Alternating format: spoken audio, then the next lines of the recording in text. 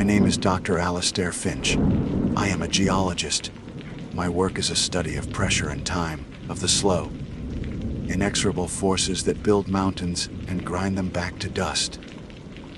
I have always found comfort in the logic of rock, in the story told by strata and stone. It is a narrative that is vast, impersonal, and, above all, rational. I am writing this account because the story I now carry in my mind is none of those things. It is intimate, malicious, and utterly insane. I write this because my friends, Dr. Eleanor Vance and Ben Carter, deserve more than the dismissive official report. Lost to an avalanche, bodies unrecovered. That serves as their epitaph. I write this because I need to believe that putting the events into words, arranging them in a sequence, might somehow contain them. It is a futile hope, I know. Some things, once seen, can never be contained again. Our expedition was born from Ellie's particular genius. Dr. Eleanor Vance was a historian at the University of Colorado, but that title is woefully insufficient. She was a pioneer in what she playfully called psychohistory, a discipline of her own making that studied the lingering emotional and psychological imprint of human events upon a landscape. Her thesis was that places, especially those of great ambition and great failure, retained a kind of memory. She argued that ghost towns were not merely collections of rotting timber. They were scars on the land, resonating with the spectral energy of hope and despair. Her focus for this trip was Lulu City, once the largest mining boomtown in what is now Rocky Mountain National Park. She spoke of it not as a ruin, but as a disintegrating monument to ruined dreams, a place where one could almost feel the ghosts of the past. Her enthusiasm was infectious, and her academic rigor was unimpeachable. She wanted to document the site, to take samples, to write the definitive paper on the psychic death of a frontier town. I was the geologist, the hard science to her more esoteric brand of history. My role was to analyze the geological context of Lulu City, to understand the rock that had promised so much and delivered so little, leading to the town's swift abandonment. I was there to ground her theories in the physical world, to explain the mineralogy that had sparked a brief, frantic gold rush and the unforgiving topography that had ultimately extinguished it. The third member of our party, our anchor to the practical world, was Ben Carter. Ben was a wildlife biologist, a man who had spent 2 decades with the U.S. Forest Service before becoming a private guide and consultant. He was, without exaggeration, the most competent man I have ever known. The Rockies were not just his office, they were his native language. He could read a game trail like a sentence, predict weather from the smell of the air, and identify every plant, animal, and bird by sight or sound. He was a man of empirical evidence, a skeptic of anything that couldn't be tracked, measured, or dissected. He viewed Ellie's theories with a kind of affectionate amusement, but he respected her intellect. He agreed to guide us because he was a friend, and because the opportunity to spend a week in the deep backcountry, observing elk herds and checking for signs of pine beetle infestation, was his idea of a perfect holiday. The 3 of us represented a complete system of inquiry. Ellie had the human past, I had the deep, geological past, and Ben had the living, breathing present. We believed, with the quiet confidence of experts, that there was no phenomenon we might encounter in those mountains that our combined knowledge could not classify, explain, and understand. That was our first and most fatal mistake. We were setting out to study a place of failure, never imagining that we were walking directly into our own. The journey began as all such expeditions do, with a sense of boundless optimism and the clean, sharp bite of high-altitude air. We started our trek from the Dunraven trailhead on the park's less traveled west side, our packs meticulously organized, our permits in order. Ben, in his element, ran us through a final gear check with the stern patience of a drill sergeant. He inspected the seams on our tents, the expiration dates on our emergency flares, and the seals on our mandatory park-issued bear-resistant food canisters. "Remember the rules," he said, tapping the side of my canister with a thick finger. "Food, trash, anything with a scent, toothpaste, deodorant, all of it, goes in here. And the canister stays at least 200 feet from the tent, triangle formation with you, and the cooking area. We're not giving a black bear any reason to get curious." It was a lecture we had heard before, but we listened dutifully. We were professionals, and we respected the rules. The regulations of the National Park Service are not arbitrary. They are a script for survival, written in the hard, won experience of countless encounters with the known dangers of the wilderness. We followed them to the letter. We were not careless city dwellers stumbling into the wild. We were prepared. We were competent. And it made no difference at all. The rules we so carefully followed were designed to protect us from bears and mountain lions. They offered no guidance on how to deal with something that wasn't interested in our food, something that was interested only in us. The first day's hike was magnificent. We moved through forests of aspen and pine, the trail climbing steadily, the world of roads and cell signals falling away behind us. We made camp that first evening at a designated site called Halfway, a beautiful spot nestled in a stand of lodgepole pines with a clear, fast-moving creek nearby for water. As the sun began to set, the sky bled into shades of orange and purple, and the distant peaks of the Never-Summer Mountains began to shift in color. They became a deep, ethereal blue. "It's beautiful, isn't it?" Ellie said, her voice soft with awe. "Really scattering," I said, unable to resist the geological impulse. "It's the same reason the sky is blue. Sunlight is made of a spectrum of colors, each with a different wavelength. Blue light has a very short wavelength, so it scatters more easily when it hits the molecules in the atmosphere. The more atmosphere you look through, like when you're looking at a distant mountain, the more blue light gets scattered toward your eyes, making the mountain itself appear blue." Ellie smiled. "There's always a scientific explanation, isn't there?" Alice stared. She pulled her jacket tighter around her shoulders and looked into the darkening woods. The old prospectors around here had a different one, a story. Ben, who was filtering water by the creek, grunted. "Here we go." "Oh, hush you," she said, nudging him with her boot. "It's called The Legend of the Blue Mist. It dates back to the 1880s. Around the time Lulu City was dying out, there was a prospector. They called him Miner Bill. He was known to be a bit eccentric. Spent a year in an asylum, apparently, before coming up here to stake his claims in Horseshoe Park." She had our full attention now. Her voice was perfect for storytelling, a low, captivating cadence that drew you in. Bill lived alone in a small cabin. When he'd come into town for supplies, he'd ramble to himself, talking about the divine, and about a deep, abiding fear of something he called the blue mist. He claimed that on cloudy nights, a strange, thick blue mist would roll in around his cabin. It wasn't fog, he said. It was different, colder, and within the mist, a being would manifest. I felt a shiver that had nothing to do with the evening chill. The being, whatever it was, always left tracks. Ellie continued, her eyes wide in the flickering firelight. 3 toed claw marks deep in the snow or the mud. Marks on the trees, too. Animals would turn up dead near his cabin, nothing left but bones. and Bill was convinced it was the work of this thing in the mist. Then, one spring, Bill went missing. A search party found him, or what was left of him.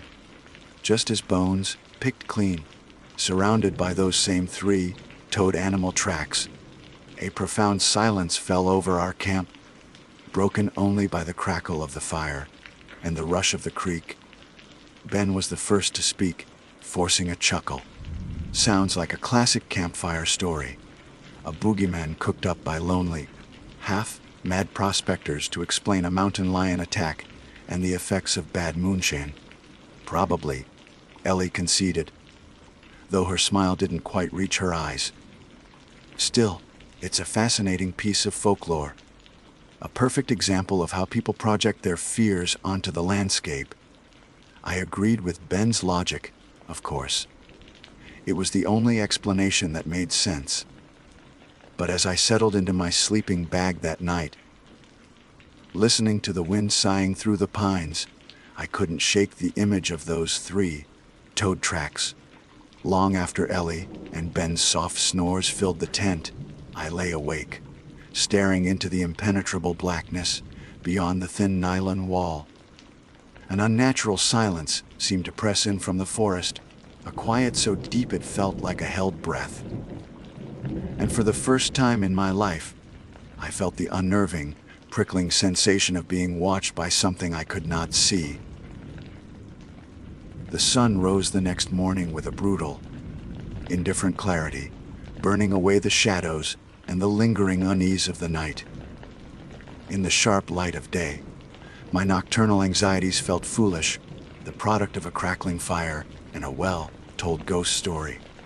Ben was already up, his movements economical and precise as he prepared coffee. He was humming a tuneless, contented sound that was as solid and reassuring as the granite peaks around us. "Sleep well?" he asked, handing me a steaming mug. "Like a rock." I lied, the words tasting metallic. Ellie emerged from the tent, stretching like a cat. "Did you hear that all last night?" "Sounded like a bar doll, but we're a bit high for them." Ben shrugged. "Probably a great horned. They're all over. Sound can play tricks out here." He glanced at me, a knowing look in his eye. "Spooked by Miner Bill's ghost, Alistair." I forced a laugh. "Hardly. I was just contemplating the thermodynamic properties of my sleeping bag." The lie was thin, but it served its purpose. We were scientists, after all. An ecologist, a geologist, a historian. We dealt in facts and evidence, not in bumps in the night. The feeling of being watched, the oppressive silence.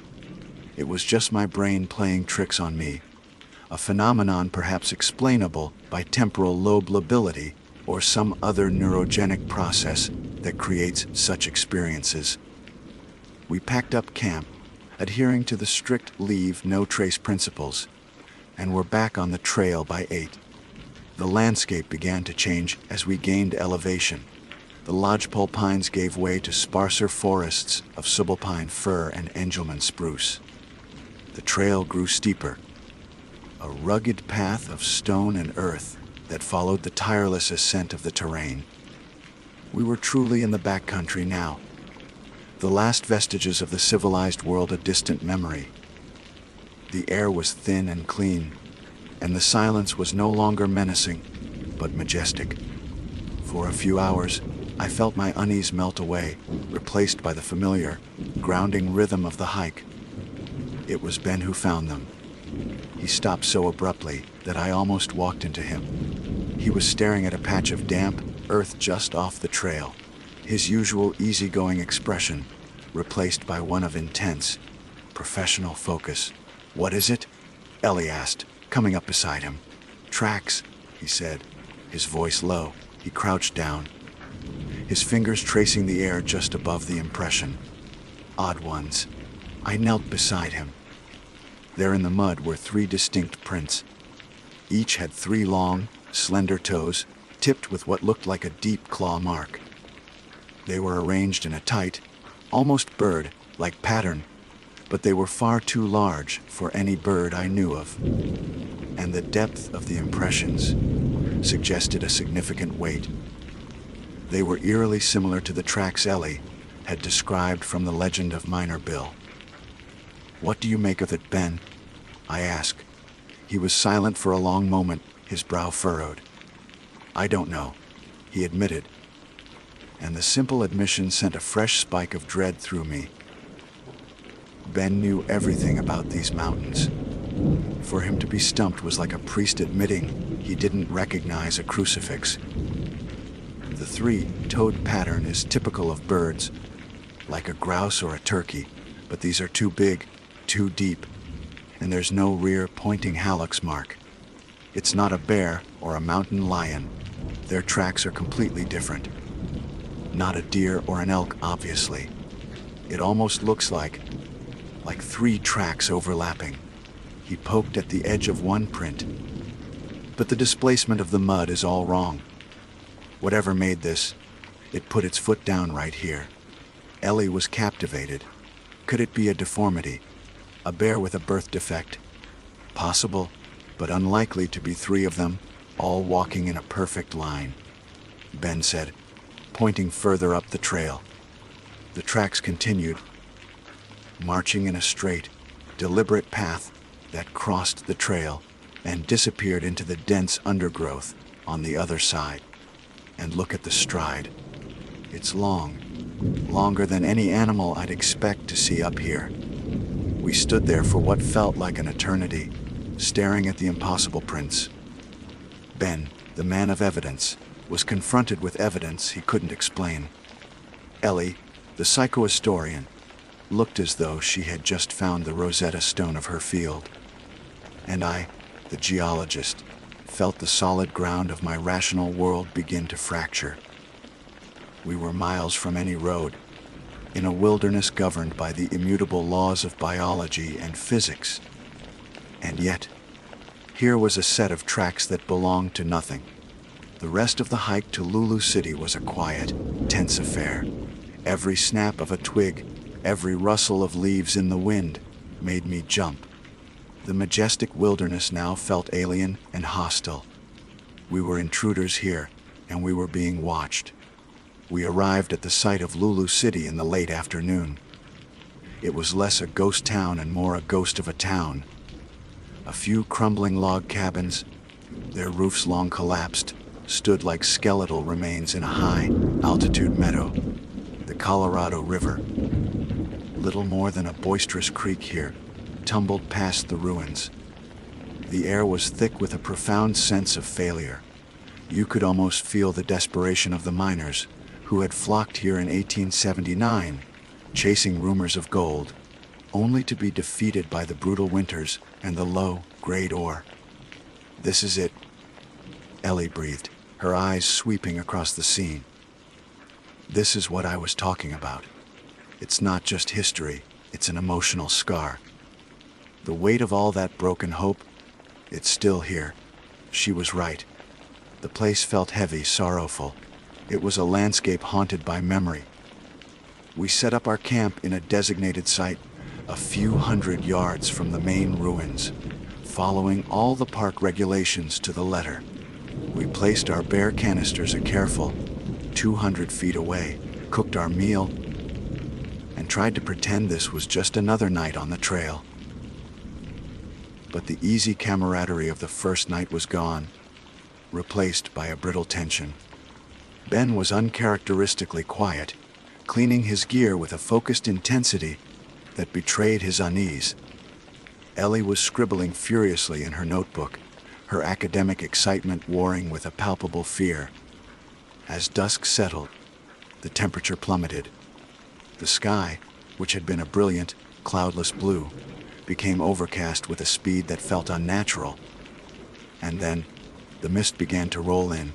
It wasn't like normal fog. This was the blue mist from the legend. And my scientific mind scrambled to explain it. It wasn't Rayleigh scattering, the phenomenon that makes distant mountains appear blue. This was close, tangible. It wasn't the release of volatile organic compounds from the pines, which can create a blue haze. This was thicker, colder, and it seemed to absorb the light rather than scatter it.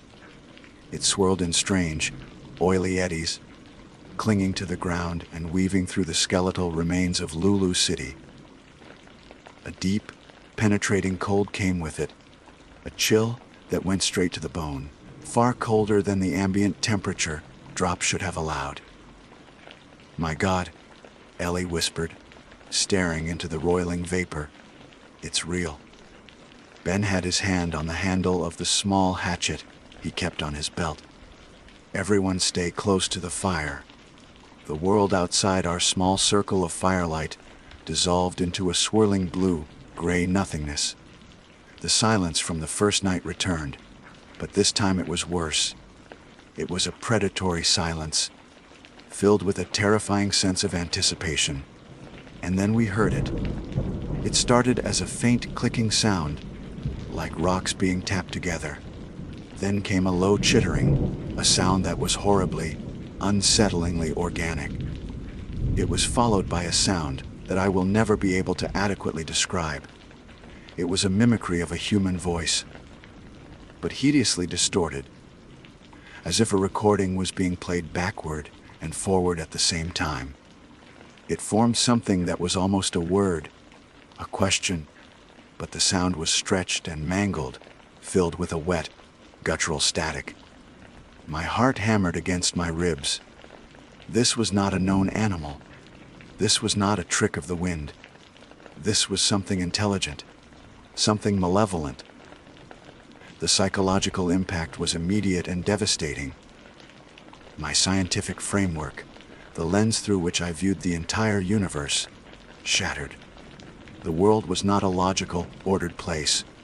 It was a place of impossible tracks, of sentient mists, of voices that mocked the very concept of language. I felt a surge of primal terror, so profound it was almost religious, a feeling of being in the presence of something ancient and utterly inimical to human life. Suddenly, Ben let out a sharp, choked cry. He was staring past me, his face a mask of disbelief and horror. I spun around. For a split second, through a gap in the swirling blue mist, I saw a shape. It was tall and impossibly thin, a stick, figure silhouette of skeletal limbs that seemed to bend at the wrong angles. Its form was gaunt, emaciated, yet it moved with a horrifying speed. But the most terrible thing was its head. It was a long, narrow skull, like that of a deer or elk, but bleached white and adorned with a rack of dark, jagged antlers. And from the empty sockets, 2 points of faint, blue light glowed with cold, predatory intelligence. Then it was gone, swallowed by the mist. A scream tore from Ellie's throat. Ben scrambled backward, tripping over a log. I was frozen, my mind unable to process the abomination I had just witnessed. It was a creature from a nightmare, a thing that should not exist. It was a Wendigo, a spirit of the hungry north, a myth of starvation and cannibalism made flesh, and it was hunting us. The silence that followed was broken by a new sound. A soft, rhythmic scraping. It was coming from the direction of our bear canisters. Scrape, scrape, scrape. Then, a loud crack, like thick plastic shattering under immense pressure. Ben's face went pale. "It's not after our food," he whispered, his voice trembling. "It's showing us it can get to it. It's telling us we're the only thing on the menu."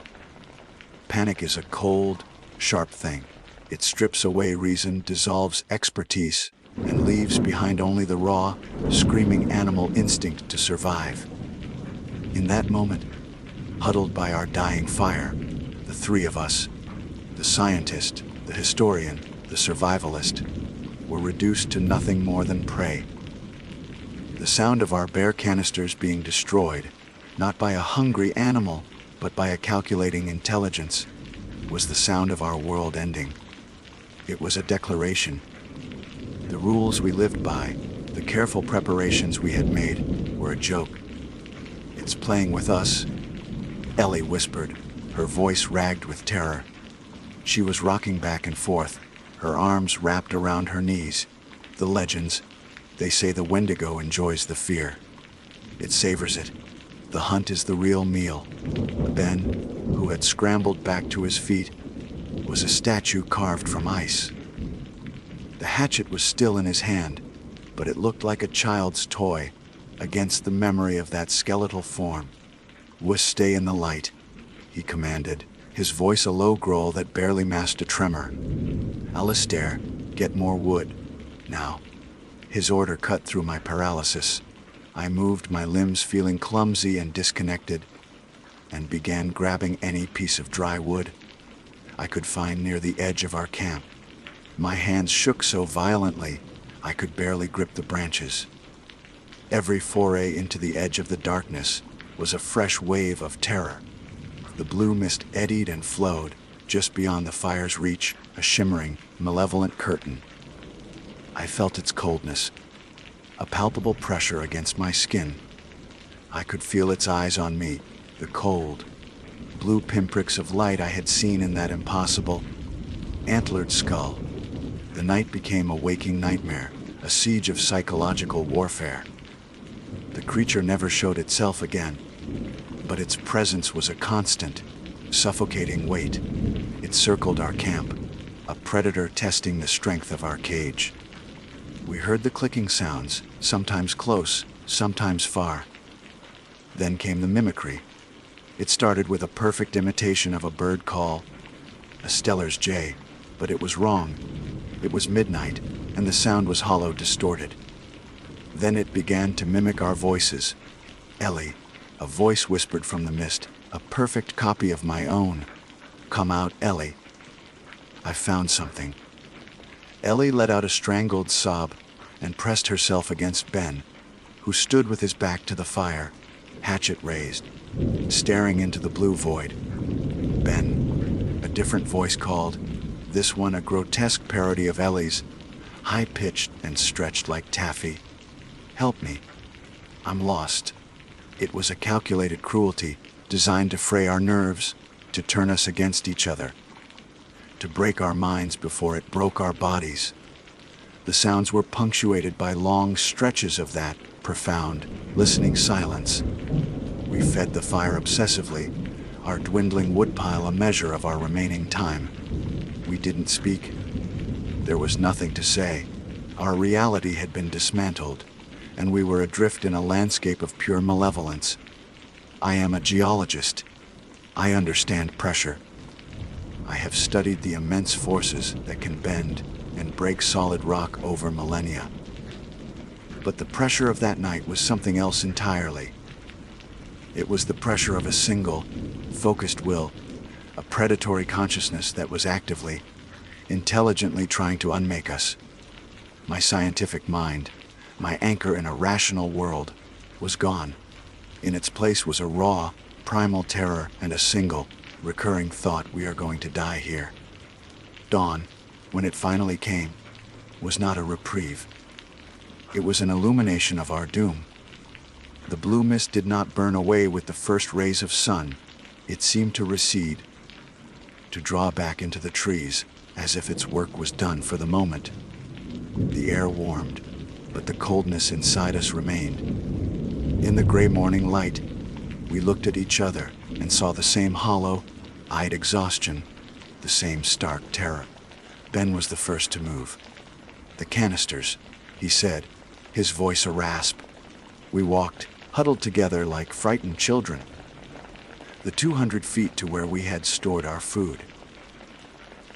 The sight that greeted us was worse than anything I could have imagined. The bare canisters, made of a high-impact polymer designed to withstand the full force of a 600-pound grizzly, were not just broken. They were obliterated, shattered into hundreds of small, sharp-edged fragments, scattered across the ground as if a bomb had gone off inside them. Our food, our toothpaste, our supplies were smeared and trampled into the mud amidst the plastic shrapnel. "No animal did this," I said, my voice barely a whisper. "The force required." "It wasn't trying to get the food," Ben said, his eyes scanning the tree line. "It was sending a message. It can get to us whenever it wants. The canisters, the tent, none of it matters.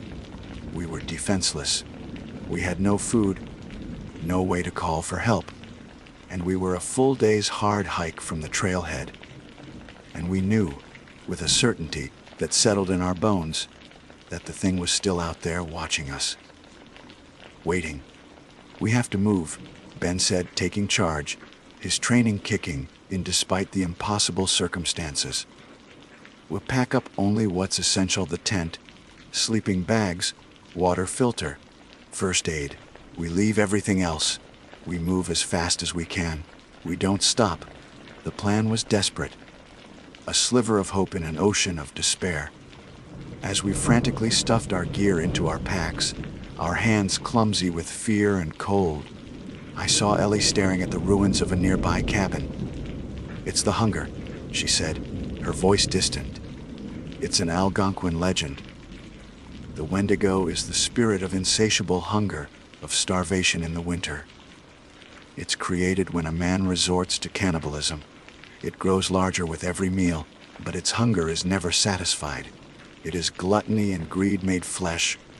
"Ellie, not now," Ben snapped. "Don't you see?" She insisted, her eyes wild. This place, Lulu City, it was a place of failure, of desperate greed. The miners who came here were starving for wealth. They failed. Maybe one of them didn't fail. Maybe one of them found a different kind of sustenance. Her words hung in the air, a theory more terrifying than any ghost story.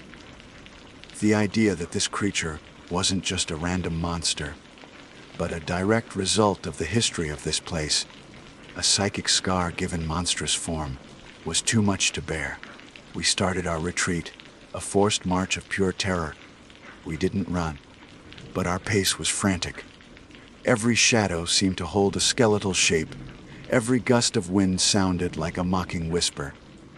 The beautiful, majestic Rockies had transformed into a labyrinth of death. And we were not alone. About an hour into our hike, we found the tracks again. They were on the trail ahead of us, fresh in the damp earth. 3 long toes, a deep claw mark.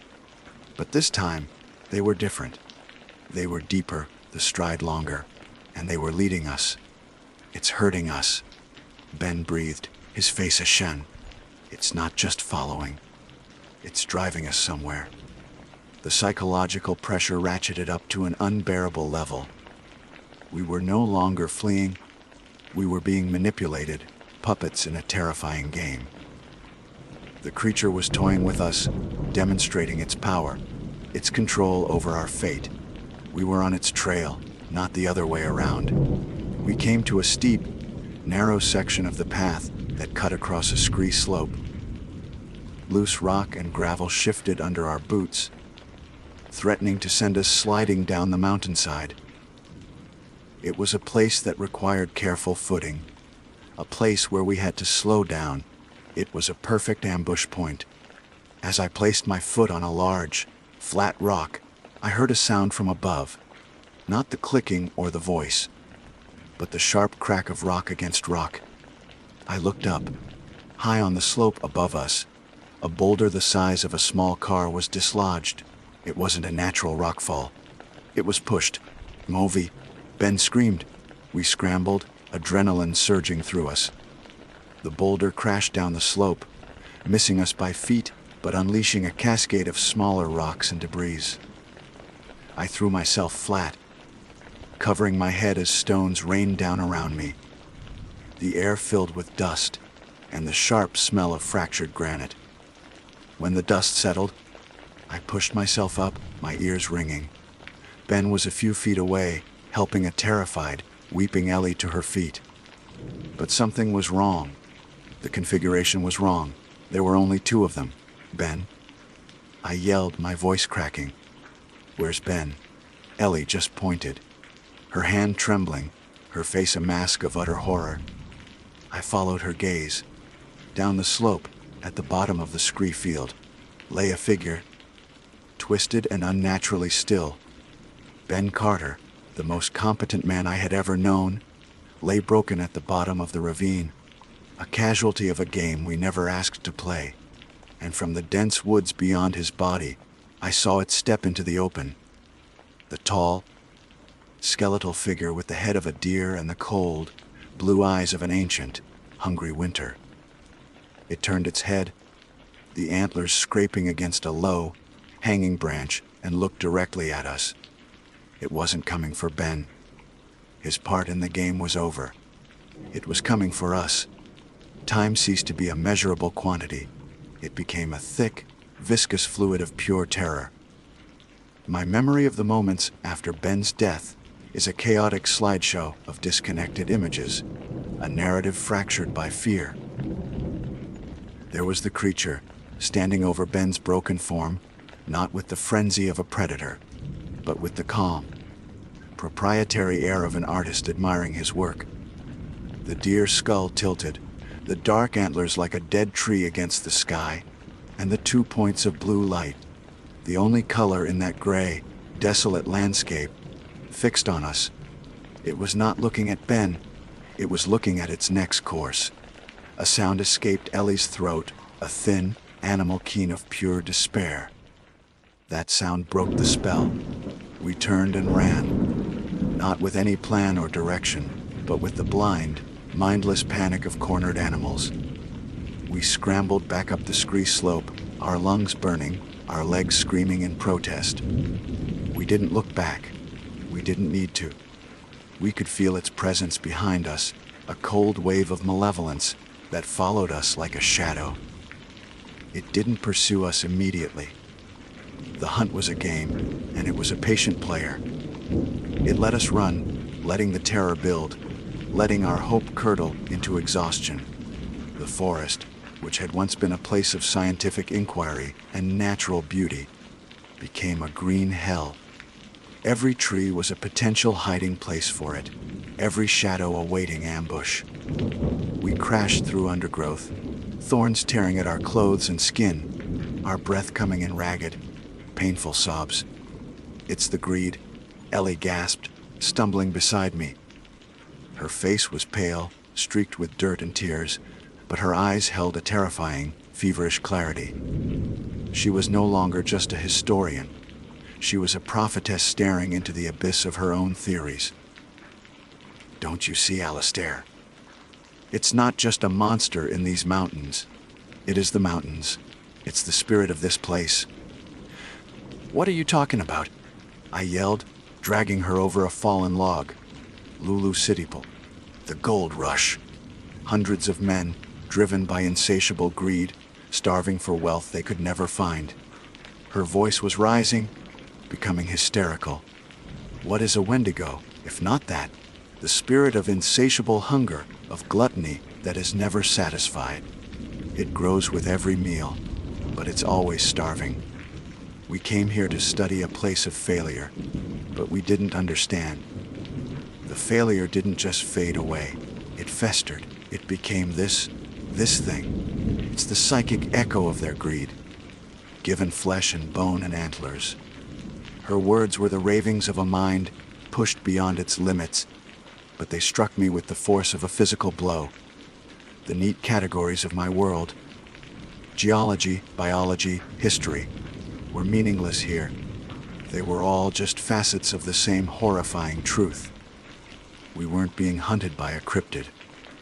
We were being hunted by a ghost, the collective, hungry ghost of 100 years of human failure. A sound split the air, shattering our frantic flight. It was the sound of a child crying, a high, pitiful wail that seemed to come from just ahead of us, to the left of the game trail we were blindly following. "No," I whispered, grabbing Ellie's arm. "It's a trick."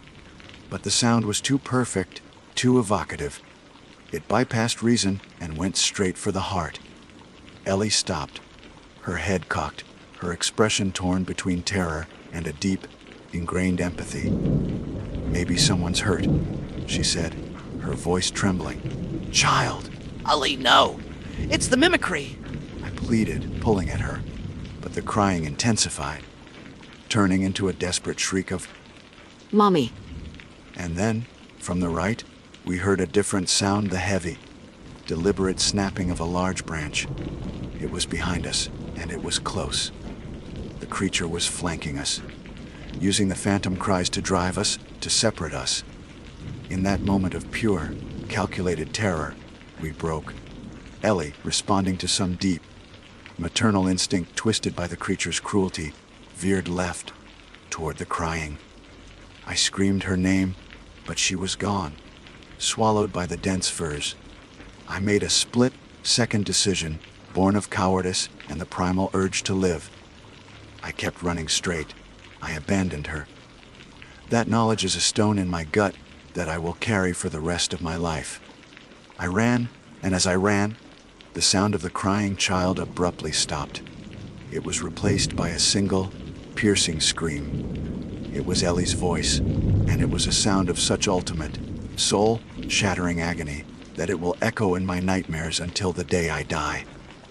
Then, silence. A silence more profound and terrible than any sound. I don't know how long I ran after that. Hours. A day. My mind was a white, hot blank of terror. I have vague, flashing memories of falling, of crawling, of sobbing in the dirt. I remember the sun setting and the world plunging into a darkness so complete it felt like being buried alive. I spent the night huddled at the base of a rock outcropping, shivering, uncontrollably, starting at every whisper of the wind, convinced that the dear, skulled face would appear out of the blackness at any moment. But it never came. The game was over. It had fed. Sometime during the next day, I stumbled out of the forest and onto a trail. A real trail, marked and maintained. A short time later, 2 hikers found me. They saw a man, wild-eyed and babbling, covered in scratches, his clothes in tatters. They saw a victim of exposure and hypothermia, a man whose mind had clearly snapped under the strain of being lost in the wilderness. They gave me water and a granola bar and used their satellite messenger to call for help. A park ranger met us on the trail and escorted me back to the trailhead, back to a world of cars and logic and rules. I tried to tell them. I told them about Ben, about Ellie, about the tracks, the blue mist, the creature.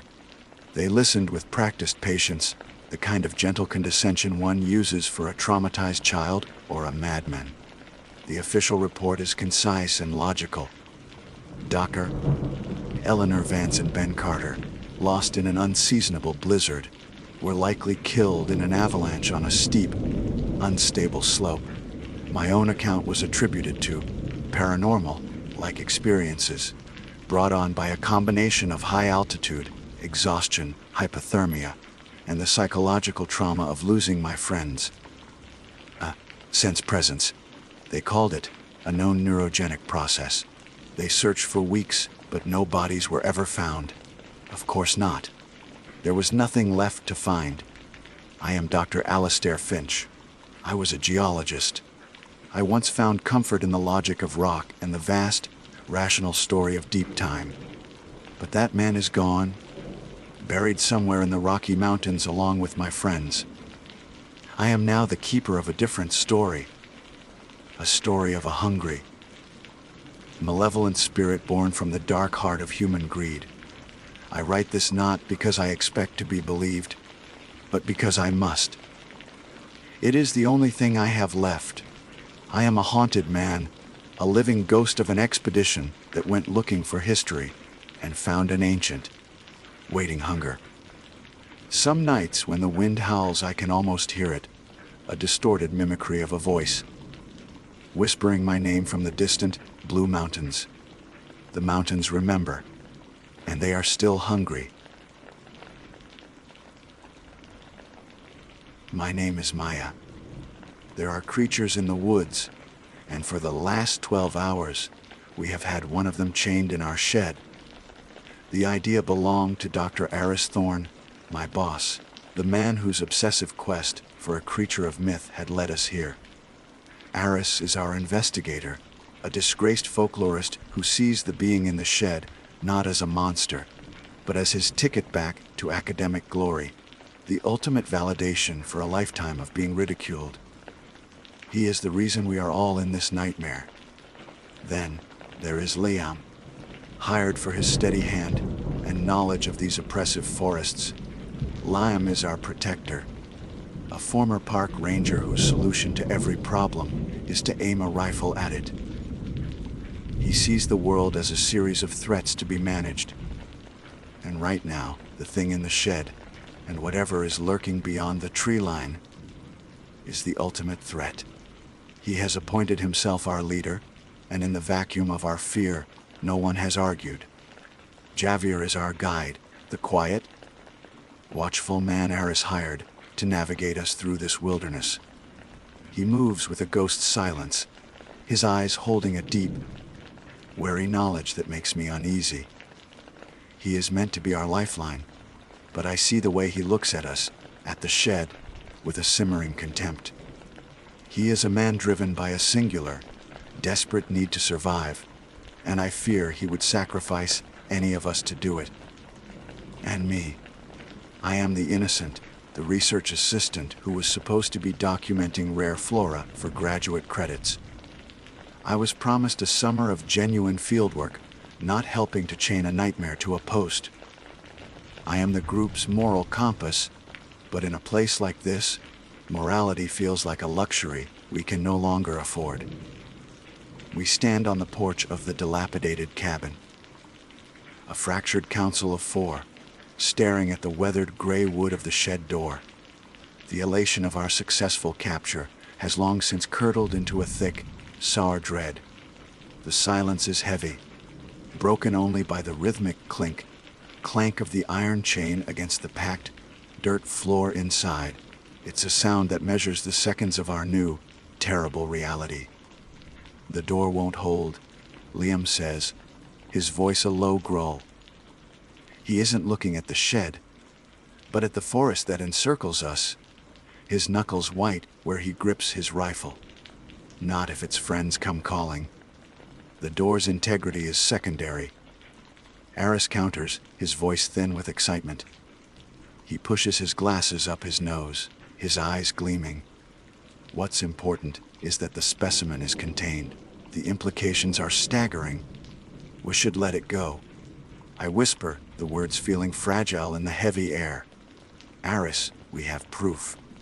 Pictures, recordings. We don't have to keep it. Liam scoffs. And let it run back and tell the whole family where the buffet is. We're past that. He gestures toward the dense wall of trees. We have a hostage. That's our only leverage. It's not a hostage. It's a living being. I insist. It's a thing, Aris snaps. A biological paradox. Your sentimentality is a liability. Maya. Javier says nothing, just continues to sharpen a long hunting knife with a whetstone. The rhythmic shack of the stone on steel is the only answer I get. We are a group. But that collective identity is already fraying. In the beginning, during the hunt, we were a unit, operating with a shared purpose. We were in the forming stage, bound by the thrill of the chase. But now, with our prize locked away, the storm is gathering. The politeness has been stripped away, revealing the sharp edges of our true natures as we enter the storming phase, where conflict and power struggles begin to emerge. As the sun begins to set, painting the sky in hues of orange and blood, the forest seems to close in, watching, listening. The normal, comforting sounds of the woods fall away into a predatory silence.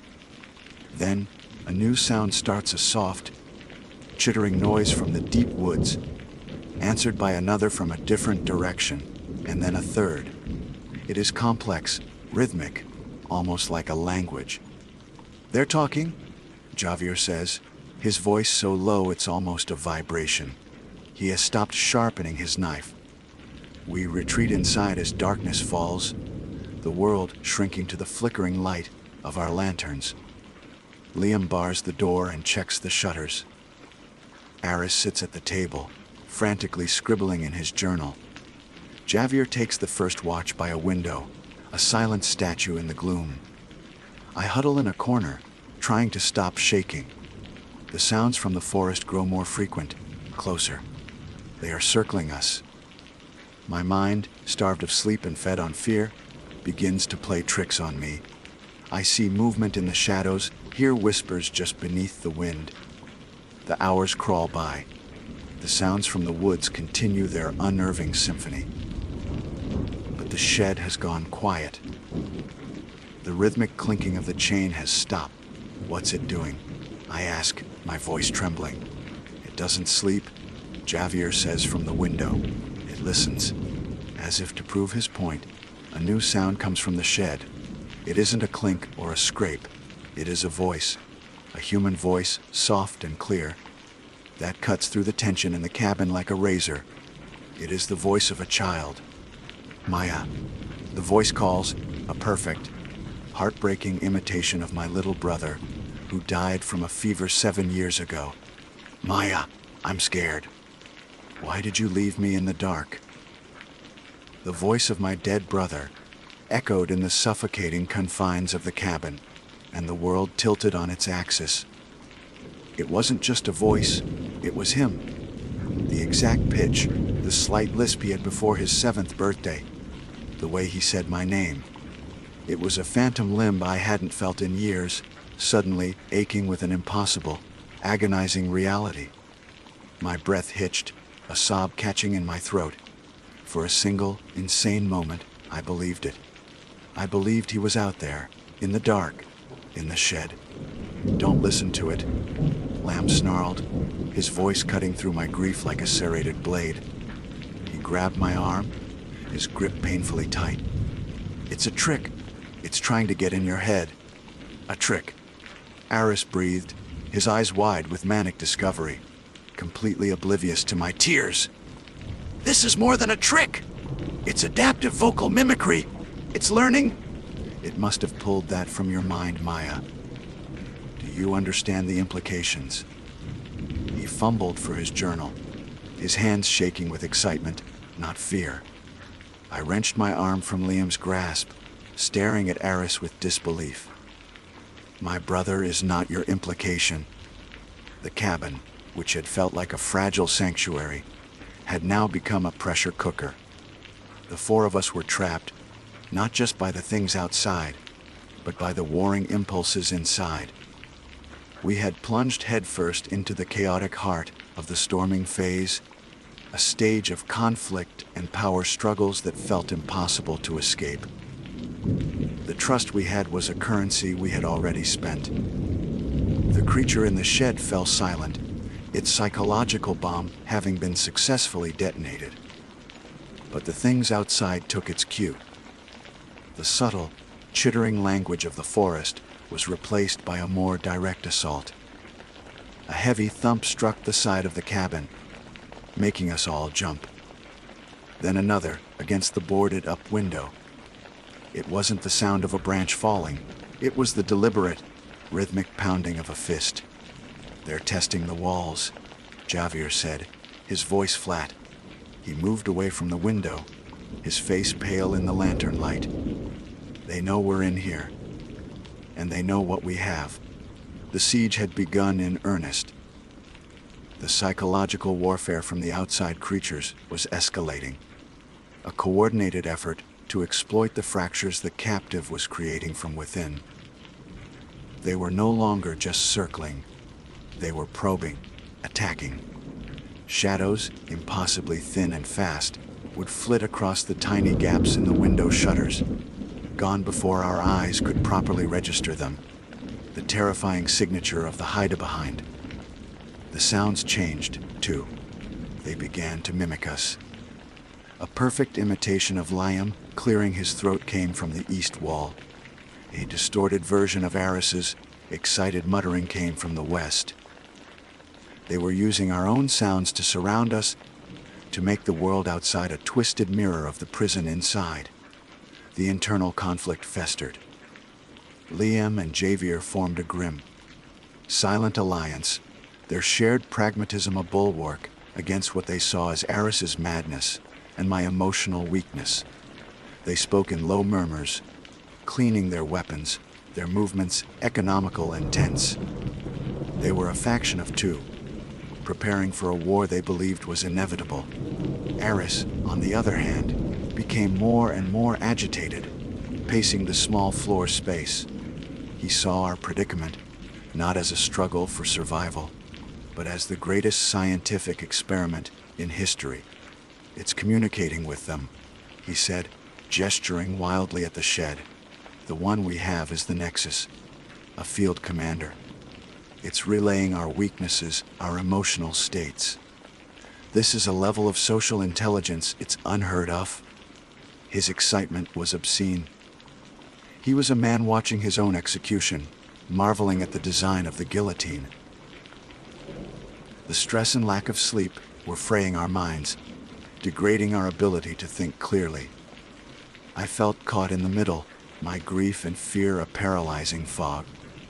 The voice of my brother played on a loop in my head, a constant, agonizing whisper. The breaking point came on the second night of the siege. The pounding on the walls was more insistent, the mimicked voices more frequent. We were running low on lamp oil, and the shadows in the cabin were growing deeper, more menacing. I couldn't stand the sight of Aris's feverish scribbling any longer. While he was distracted, arguing with Liam about rationing the last of our potable water, I went to his pack. I just wanted something, anything, to make sense. I found his journal. The first half was filled with the notes I expected. Observations, hypotheses, sketches of the creature. But tucked into a flap at the back was a smaller leather-bound notebook I had never seen before. It was filled with Aris's cramped, spidery handwriting. It wasn't scientific observation. It was a record of his research before the expedition. My blood ran cold as I read. He had known all along. The notebook was filled with translations of obscure local folklore and newspaper clippings about disappearances in this very forest dating back decades. He hadn't just stumbled upon a legend, he had sought it out. He knew the creature wasn't just an unclassified animal. The folklore called it a leshy, a guardian spirit that turned vengeful when disrespected. It described its ability to mimic voices, to lead travelers astray, to command the other creatures of the wood. It described its particular hatred for those who sought to capture or harm what it protected. Aris hadn't come here to discover a new species. He had come here to prove a myth, knowing full well that the myth was a warning. He had lied to us. He had led us into the lair of a vengeful god, and he had never told us the true nature of the danger. The trust I had in him, the last thread of our original group dynamic, didn't just break, it vaporized. "You knew," I said, my voice shaking with a rage so cold it burned. I held up the small notebook. "You knew what this thing was. You knew people had died." All three men turned to look at me. Liam's eyes narrowed. Javier stopped cleaning his rifle and stood up slowly. Aris's face went from academic curiosity to the pale, pinched look of a cornered rat. "Maya, you don't understand," he stammered. "The data, the opportunity. Liam spat the word like poison. He strode across the room and snatched the notebook from my hand. He scanned the pages, his face growing darker with every line. "You son of a bitch. You led us into a trap." "It wasn't a trap. It was a calculated risk," Aris shrieked, his composure finally shattering. "For what? For your name in a book," Lam roared, throwing the notebook to the floor. The argument that followed was no longer about strategy or leadership. It was raw, primal, and full of hate. It was the complete breakdown of our group, the final, violent spasm of the storming phase. Liam lunged for Aris, not to hit him, but to grab his primary journal from the table. "I'm burning this garbage. We're getting out of here." No? Aris screamed, a sound of pure desperation. He threw himself at Liam, trying to wrestle the journal away. It happened in a blur of motion and shouting. Javier moved to separate them. I screamed for them to stop. In the struggle, Aris shoved Liam with all his might. Liam stumbled backward, crashing hard against the small table holding our main lantern. The lantern tipped, fell, and shattered on the wooden floor. The flame hissed out, plunging the cabin into an almost absolute darkness. The only light a sliver of moon through a crack in the shutters. For a heartbeat, there was silence. Then, a deafening beenge. The rifle in Liam's hands, jarred by the fall, had discharged. A choked gasp came from the darkness near the door. A heavy thump. Then, a wet, gurgling sound that would haunt me for the rest of my life. Liam fumbled for his flashlight, his hands trembling. The beam cut through the blackness, shaking wildly, and landed on Javier. He was slumped against the wall, a dark, blossoming stain spreading across his chest. His eyes were wide with shock, his mouth opening and closing silently. He was dead, killed not by the monsters outside, but by us, by our fear, our anger, our complete and utter failure to be human. The flashlight beam wavered, catching the door of the shed in its sweep. And from within, a new sound began. It wasn't a voice. It was a low, dry, mirthless laugh. It knew. It had watched us tear ourselves apart, and it was enjoying the show. The gunshots' echo faded, leaving behind a silence thicker and more profound than any that had come before. It was a silence filled with the smell of gunpowder and the coppery tang of fresh blood. Javier's body was a crumpled heap by the door, a dark monument to our failure. The group was no longer just broken, it was annihilated. The concept of "we" had died with him. There was only me, a killer and a coward, trapped in a box with a corpse while the devil laughed outside. This was the final stage, the adjourning, not a polite parting of ways, but a violent, agonizing collapse into mourning and despair.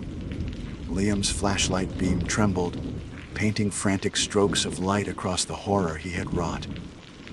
The dry, mirthless laughter from the shed finally ceased, as if the creature had savored the moment and was now content to wait, to let the poison work. He came at me, Liam stammered, the words hollow, his protector archetype shattering into a million pieces. He was no longer a leader, just a man with a smoking rifle and blood on his hands that wasn't a monster's. You killed him! Aris shrieked, scrambling away from Liam, his back hitting the far wall. You murderer! This is on you! Liam roared, whirling to face Aris, the flashlight beam blinding him. You brought us here! Your lies, your damned obsession! The blame, hot and acidic, filled the space between them. Their conflict was no longer about strategy. It was the raw, desperate thrashing of drowning men. Their logic, already strained by days of fear and sleeplessness, was now completely gone, replaced by pure, reactive emotion. I was frozen, my mind a maelstrom of shock and a terrifying, dawning clarity. The laughter, it wasn't just a sound of amusement, it was strategic. The creature had pushed us, prodded us with perfectly chosen words and sounds, waiting for the inevitable crack in our foundation. It had used my dead brother's voice to shatter my composure. It had used the silence to amplify our paranoia. It had orchestrated this. The being in the shed wasn't a prisoner of war. It was the enemy general, and we had brought him into our command tent. "We have to do something," I said, my voice sounding distant, disconnected from my body. "We can't just wait here." That was the spark they needed, a new focus for their terror, a desperate, final plan. "The fire," Aris said, his eyes wild. He scrambled to his feet and grabbed his scattered notes. The folklore. Some spirits of this type, These guardians, they can be driven away by fire or appeased by it. A great fire, a sacrifice, a fire. Liam seized on the word. Action was the only thing that could keep his guilt at bay. We'll burn it. We burn the whole damn shed to the ground with that thing inside it. It was a plan born of madness and terror, a Hail Mary based on corrupted information and blind panic. They saw it as an escape, a final act of defiance. I saw it for what it was. The last move in a game the creature had been playing from the start. I looked from Liam's desperate face to Eris's terrified one, and I finally understood the full, crushing weight of our arrogance. We had walked into its forest, its home, and stolen one of its own. This wasn't a random attack, it was a punishment. The Leshy was a guardian spirit, and we had committed a sacrilege. No, I whispered, but my voice was lost in their frantic preparations. They moved with the jerky, unnatural energy of puppets. Liam found the last can of lamp oil. Eris, clutching his notebook like a Bible, began tearing pages out, muttering about kindling and offerings. They were going to march out there and perform a final, stupid act that would seal our doom. As Liam unbarred the door, a profound silence fell over the forest. The chittering, the pounding, the mimicked voices, all of it stopped. The sudden quiet was more terrifying than the noise had ever been. It was the held breath before the killing blow. Liam kicked the door open and charged into the night, a man running toward his own damnation. Eris followed, a gibbering acolyte. I stayed on the threshold, a spectator to the end of my world. Liam reached the shed and began splashing the oil onto the dry, rotting wood. Eris threw his precious notes, the culmination of his life's work, onto the pyre. The creature inside was silent. It didn't rattle its chain. It didn't make a sound. It was waiting. Liam fumbled with his lighter, the flint sparking uselessly in his trembling hands. Once, twice. On the third try, a tiny flame bloomed. He tossed it. The oil ignited with a deafening whoosh. Flames erupted, climbing the walls of the shed with an hungry, orange light. For a moment, it looked like they had won. Liam stood back, panting, his face a mask of savage triumph. Eris was on his knees, weeping. Then, from within the inferno, the chain clanked. Once, twice. Then it fell to the ground with a heavy, final thud. The shed door, now engulfed in flames, was kicked open from the inside. The creature that emerged was not burning. It stood silhouetted against the fire, taller than I remembered, as tall as the trees themselves. Its form seemed to shift, its bark like skin untouched by the heat. It raised its long, spindly arms, and from the deep woods, its brethren answered. They came not as a chaotic mob, but as a disciplined army, their forms half seen, slipping between the trees, their movements perfectly coordinated. They had been waiting for this signal. The creature in the shed hadn't been a hostage. It had been a beacon. Liam screamed and raised his rifle, but it was too late. A shadow detached itself from the tree line, impossibly fast, and was on him before he could fire. I didn't see the blow, but I heard the sickening crunch and saw him fall. Eris didn't even try to run. He simply knelt there, staring at the fiery god he had unleashed, until another shadow enveloped him. I stumbled back inside the cabin and slammed the door, my heart hammering against my ribs. I was alone, the last one. That was all that remained of Wah. My internal monologue was a scream that wouldn't come out, a torrent of fear and regret. The sounds outside stopped. The fire crackled, but the creatures were silent. I stood in the dark, listening. My breath held tight in my chest. I knew it was coming. I knew it had all been for me. The mimicry of my brother's voice, the psychological torment, it had been personal. This was my reckoning. The front door of the cabin splintered. A tall, impossibly thin figure stepped through the ruined frame. It was the creature from the shed. It moved without a sound, its blank face fixed on me. It didn't need to hide anymore. There was nothing left to hide behind. It stopped a few feet away, and for the first time, I felt the full weight of its ancient, implacable intelligence. It had studied us. It had learned our fears, our weaknesses, our pathetic, predictable patterns of self-destruction. And it had used them to orchestrate our demise with the precision of a master composer. The greatest horror wasn't the monster in front of me. It was the chilling, absolute certainty that we had done this to ourselves. We were not victims. We were fools. It raised a long, clawed hand, and I closed my eyes, waiting for the end. The last thing I heard was not a roar or a scream, but a soft, final sound, like a single leaf falling to the forest floor. My name is Jack. I'm 58 years old, and for 30 of those years, I've made my living in the quiet, brutal cathedral of the American wilderness. I guide people, CEOs, politicians, men who command boardrooms and campaign trails, into places where the only authority is the weather and the only law is the food chain. I teach them how to move without a sound, how to read the story written in mud and broken twigs, and how to take a life with the respect and gravity it deserves. I am, by any measure, an expert, a master of my craft. I am a hunter, and in my world, I have always been the apex. The ritual begins not at the trailhead, but in the silence of my gear room. It's a small, windowless space in my basement, smelling of oiled leather, canvas, and the faint, metallic tang of gun solvent. This is my sanctuary, where the noise of the civilized world fades, and the clarity of the wild begins to take hold. For a client hunt, the process is a flurry of checklists and double checks, ensuring their comfort and safety. But this trip is different.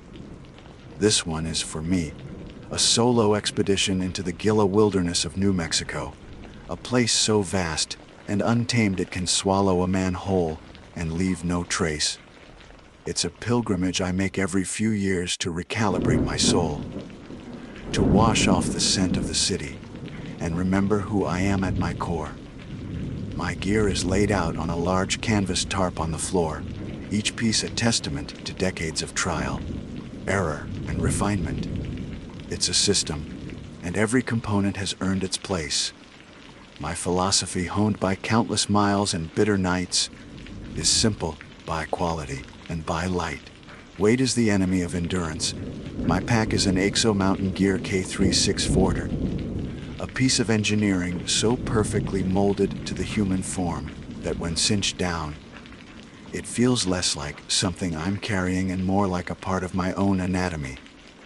It's a pale, earth-toned color, designed to disappear into the high desert landscape. Into it, I methodically place my life support system. My sleep system is paramount. Sleep is fuel, and a cold, restless night can cripple a hunter before the sun even rises. I use a Kafaru degree slick bag.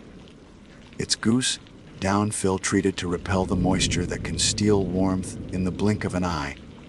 It rests on an Xped Sinmat pad, which provides nearly 3 inches of insulated air between my body and the frozen ground. My shelter is a Stone Glacier Skyscraper 2P tent, a fortress of ultralight fabric that has weathered winds that would shred lesser designs. Clothing is a science of layers. I leave all cotton at home. It's a death sentence when wet. My base layers are merino wool from First Light, a material that wicks moisture and stays warm even when damp. Over that, insulating layers of KUIU fleece and a down puffy jacket for glassing sessions in the frigid pre-dawn hours. My outer shell is a whisper, quiet Arc'teryx jacket, waterproof and breathable. a shield against the mountain's fickle moods. Then come the tools of the trade. My rifle is a custom Weatherby Mark V chambered in Die 300 Winchester Magnum. It's a heavy caliber, but I believe in ethical one-shot kills. The stock is a lightweight carbon fiber, and the barrel is fluted to shave ounces. After 3 decades, it's not just a tool, it's an extension of my will. My optics are my most prized possessions. A pair of Swarovski EL10X42 binoculars hang around my neck in an FHEF Beano harness, and a Vortex Razor spotting scope is packed with its carbon fiber tripod.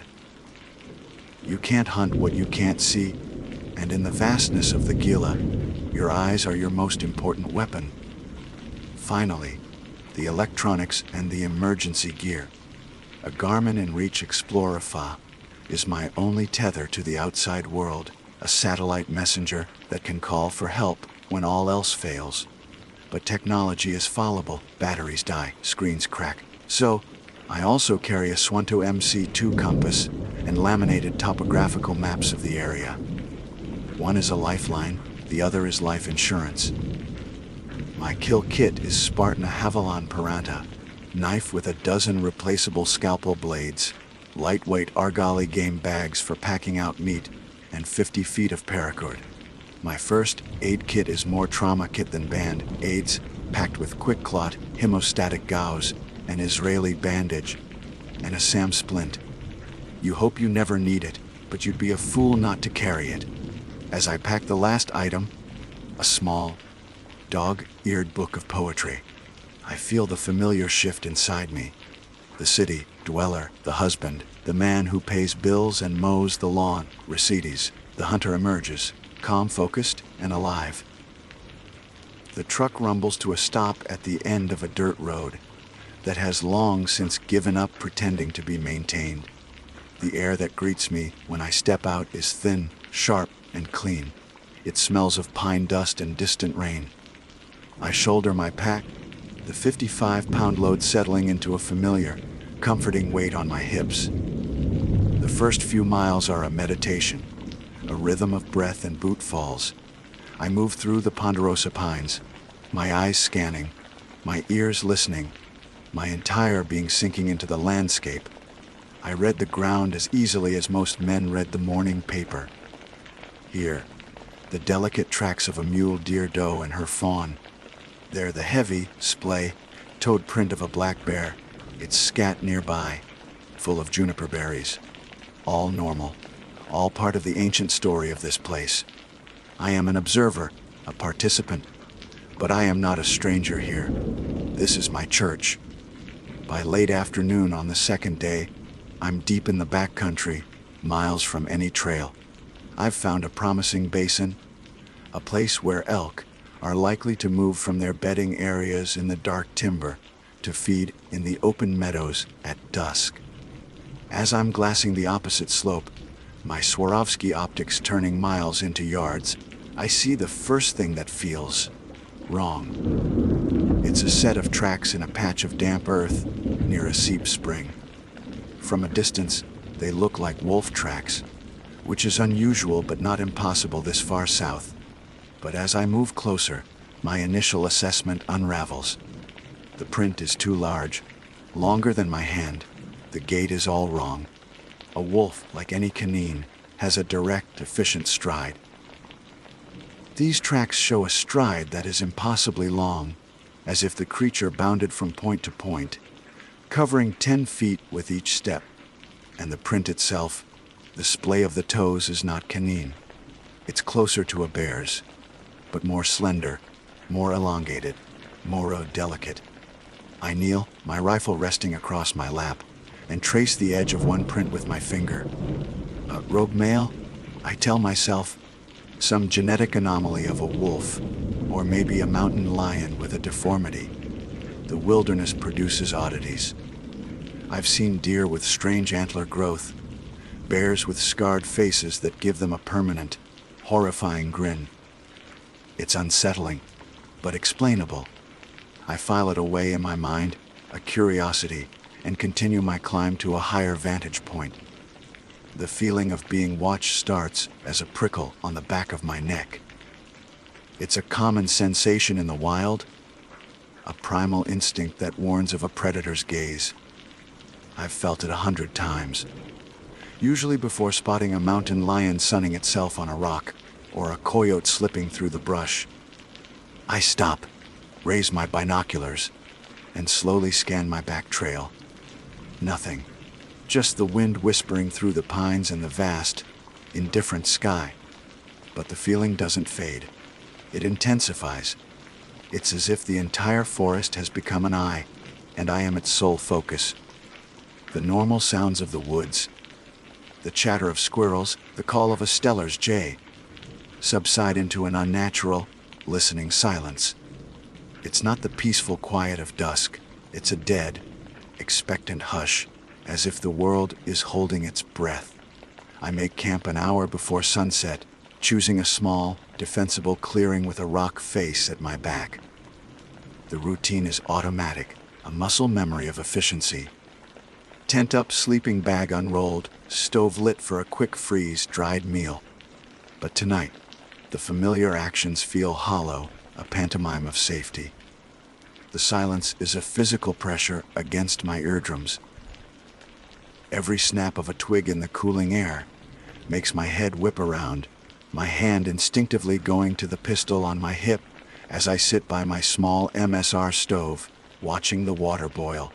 I use my binoculars one last time to glass the opposing ridge. And that's when I see it. For just a second, a shape detaches itself from the deep shadows of the timberline. It's not an animal. It's tall, impossibly thin, and it moves with a fluid speed that makes the hair on my arms stand up. It's bipedal, but its movements are jerky, unnatural. It flows over the broken ground like water, then vanishes into a fold in the terrain. Dead ground, where my eyes can't follow. My heart is hammering against my ribs, a trick of the light. Exhaustion playing games with my perception. It has to be.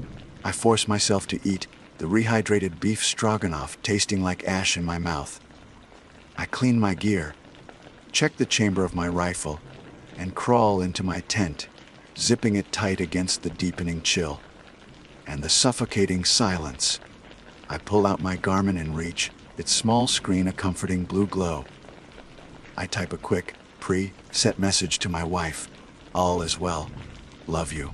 The message sends a tiny digital prayer flung up to a satellite and back down to a world that suddenly feels 1,000,000 miles away.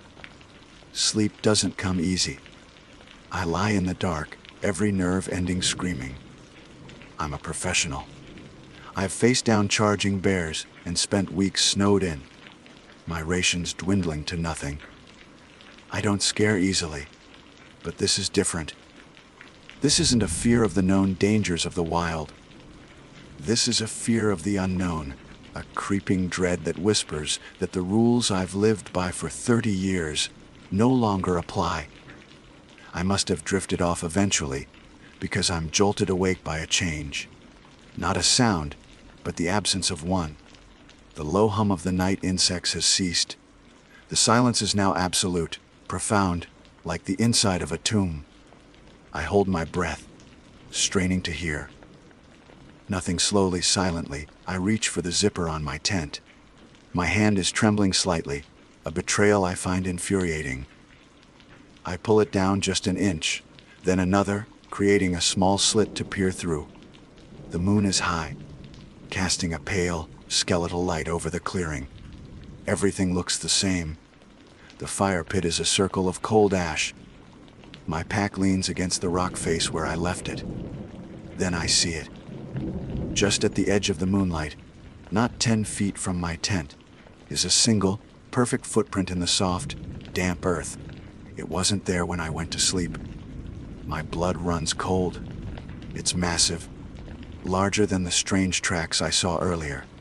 It is long, narrow, and distinctly humanoid, but with an arch so high it seems biomechanically impossible. There are no claw marks. It is not the track of any animal I know.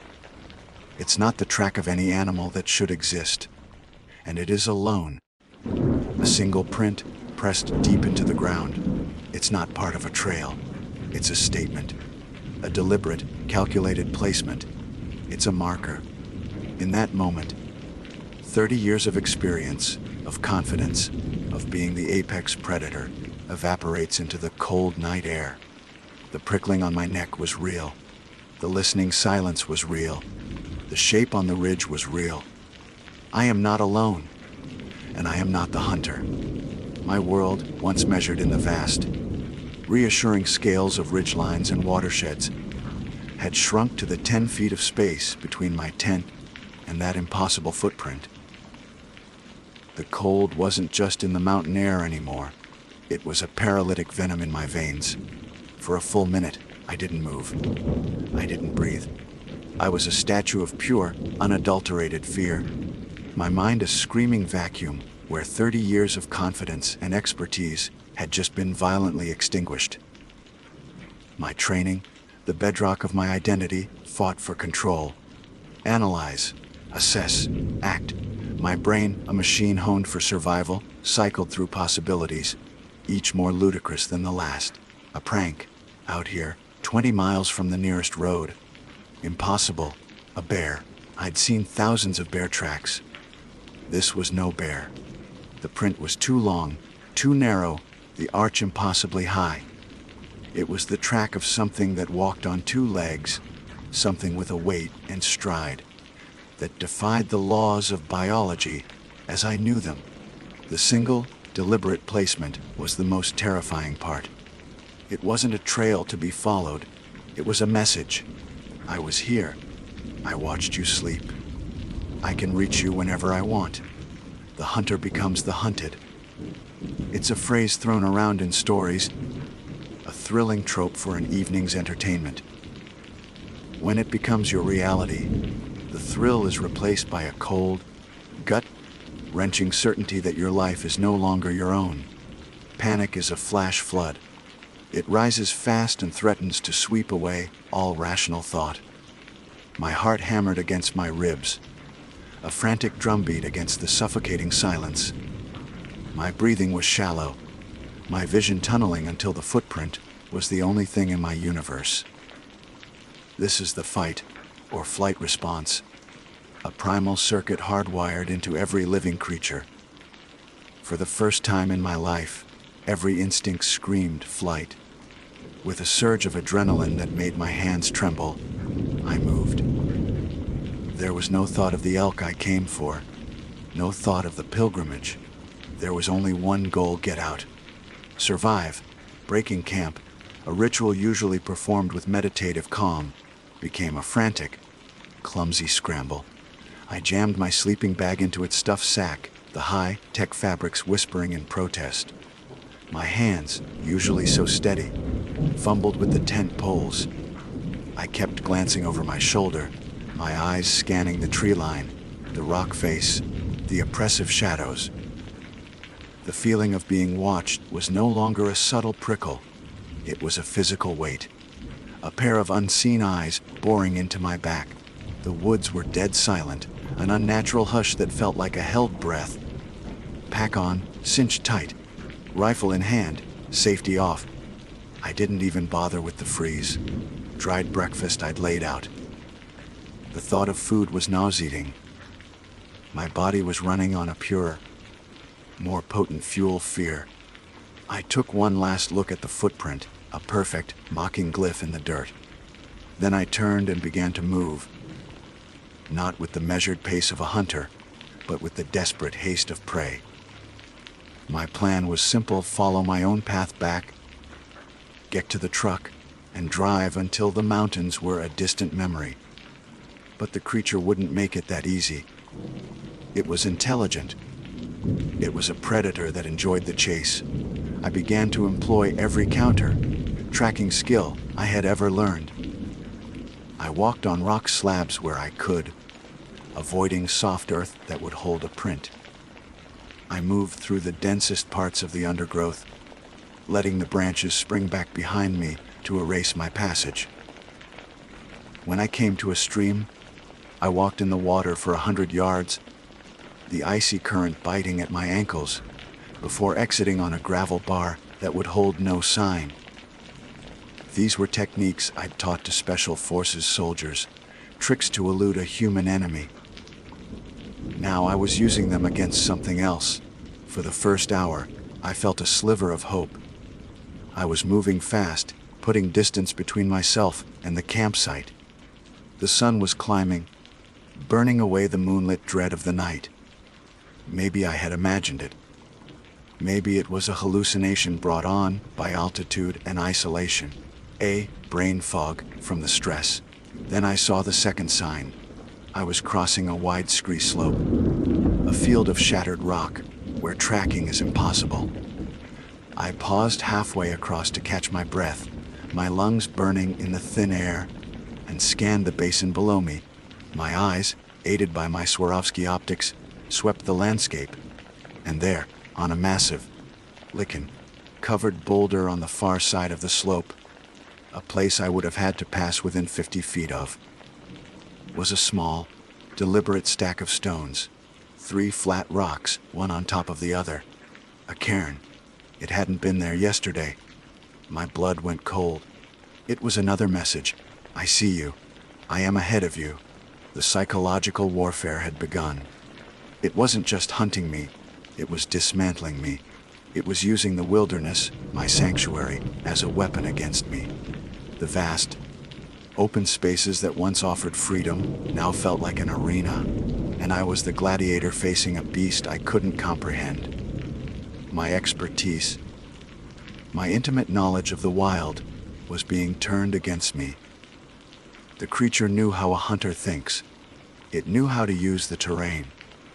It was showing me that it could go wherever it wanted, faster and quieter than I ever could. My retreat became a frantic, stumbling flight. The carefully practiced counter, tracking techniques gave way to a desperate need for speed.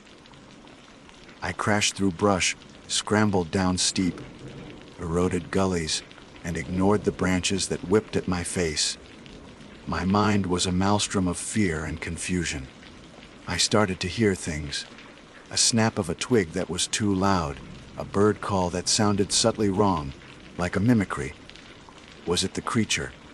Or was my mind, overloaded with stress, starting to create its own phantoms? The human brain isn't designed for this level of sustained, high-stakes stress. Cognitive function degrades. Decision-making becomes flawed. I found myself second-guessing my route, checking my compass obsessively, my confidence in my own legendary navigational skills shattered. I was becoming disoriented, not just in the landscape, but within my own mind. By late afternoon, I was physically and emotionally spent.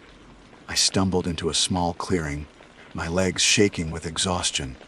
I had to rest.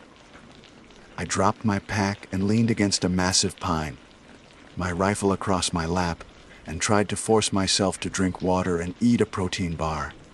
As I sat there, a wave of utter hopelessness washed over me. I was an expert stripped of his expertise, a master reduced to a terrified amateur.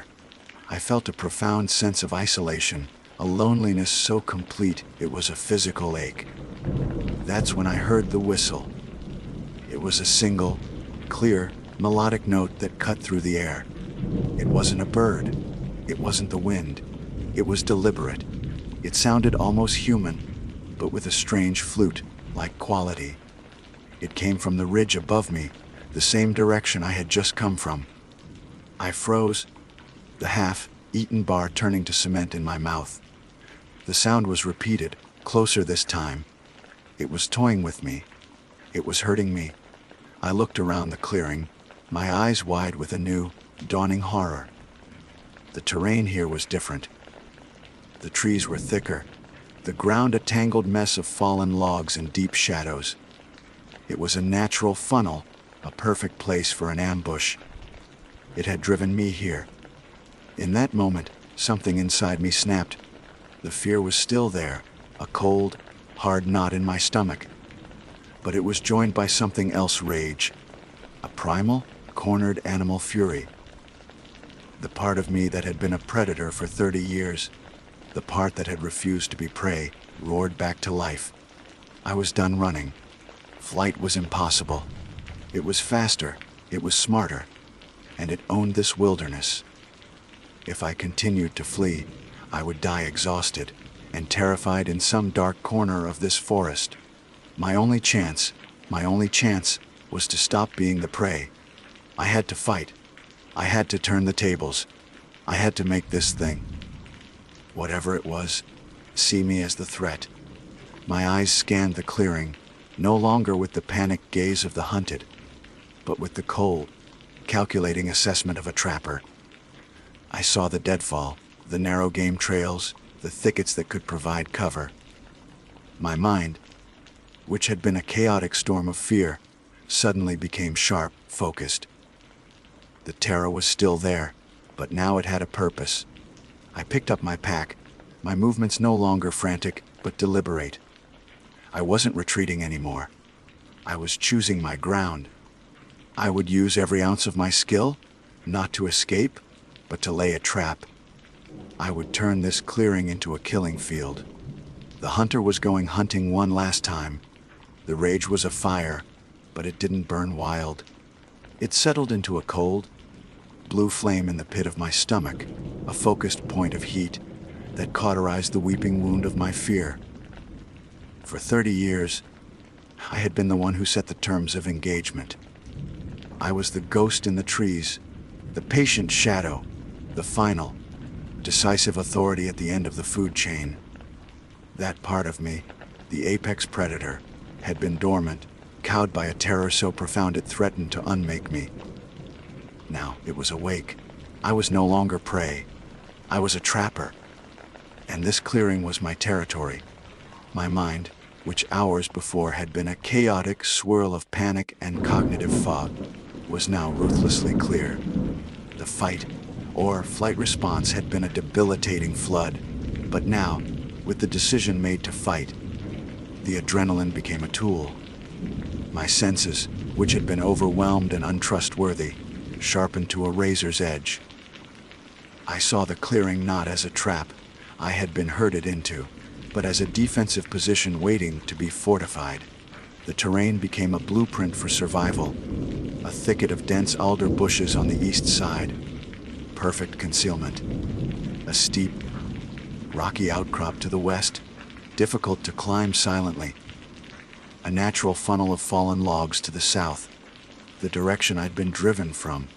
And to the north, a small, gurgling stream that would mask sound and offer an escape route, however slim. It was a natural fortress, and I was about to become its architect. The work began. I moved with a grim, silent efficiency, every action honed by decades of wilderness living. First, the decoy. I pitched my stone glacier tent in the most visible part of the clearing, leaving the rainfly slightly askew, as if erected in haste. Inside, I stuffed my empty pack and some spare clothes into my sleeping bag to create the rough silhouette of a sleeping man. It was a crude scarecrow, but in the dark, it might buy me a few precious seconds. Next, the perimeter. I unspooled 50 feet of my PMI paracord, its thin, strong line a vital resource. Using my Havilon knife, I scavenged the empty tin from my boiled meal and a few flat stones. I rigged 3 simple tripwire alarms, stretching the cord low to the ground at the most likely avenues of approach. A tug on the line would send the stones clattering against the tin. A primitive system, but in the dead silence of the woods, it would be as loud as a gunshot. One went across the game trail in the funnel of logs, another near the stream, and the third guarding the approach from the east. This was no longer about escaping. It was about shaping the battlefield. I dragged fallen branches and logs, reinforcing the natural funnel, making it the path of least resistance. I used my folding saw to sharpen the ends of several thick, dead branches, jamming them into the soft earth behind logs, creating crude punji-style obstacles. They wouldn't stop something so powerful, but they might cause it to hesitate, to make a sound, to reveal itself. Every trap wasn't designed to kill, but to disrupt and disorient. This was psychological warfare, returned in kind. My primary position was the alder thicket. It offered the best concealment, and a clear line of sight to the decoy tent and the main funnel. I crawled inside, clearing a small space, my movements slow and deliberate to avoid snapping a single twig. From here, I had a stable rest for my rifle. My Weatherby felt heavy and solid in my hands, a comforting anchor of machined steel and lethal potential.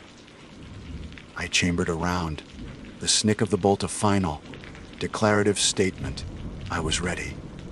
As dusk began to bleed through the canopy, the world transformed. The familiar, comforting greens and browns of the forest dissolved into a monochromatic palette of gray and black. The temperature dropped. The wind died. And then came the silence. It was the same profound, listening hush from the night before, but this time, I was a part of it. I controlled my breathing, slowing my heart rate, becoming just another shadow in a world of shadows. I was on the knife's edge of hypervigilance, every nerve ending a live wire. My hearing, sharpened by adrenaline, picked up the frantic beat of my own heart, the whisper of blood in my ears. Was that a footfall, or just a pine cone dropping, a branch snapping, or my own overworked mind creating phantoms in the oppressive quiet? Hours passed. The moon rose, a sliver of bone, white light that did little to penetrate the gloom. My muscles ached from the tension of remaining motionless. My eyes burned from staring into the darkness. The cold seeped into my bones, a deep, persistent chill that no amount of merino wool could fend off. This was the true test of a hunter, the patience to wait, to endure, to become a part of the landscape until the moment of truth. Then it came. It wasn't a sound. It was a feeling, a shift in the oppressive weight of the silence. The air grew colder, a sudden, unnatural drop in temperature that felt like an open freezer door. A faint, musky odor of decay and damp earth reached me on a non-existent breeze. It was here. My gaze was fixed on the funnel of logs, the most likely point of entry. My rifle was shouldered, the crosshairs of the scope a ghostly etching in the low light, centered on the kill zone I had established in my mind. But the creature was smarter than that.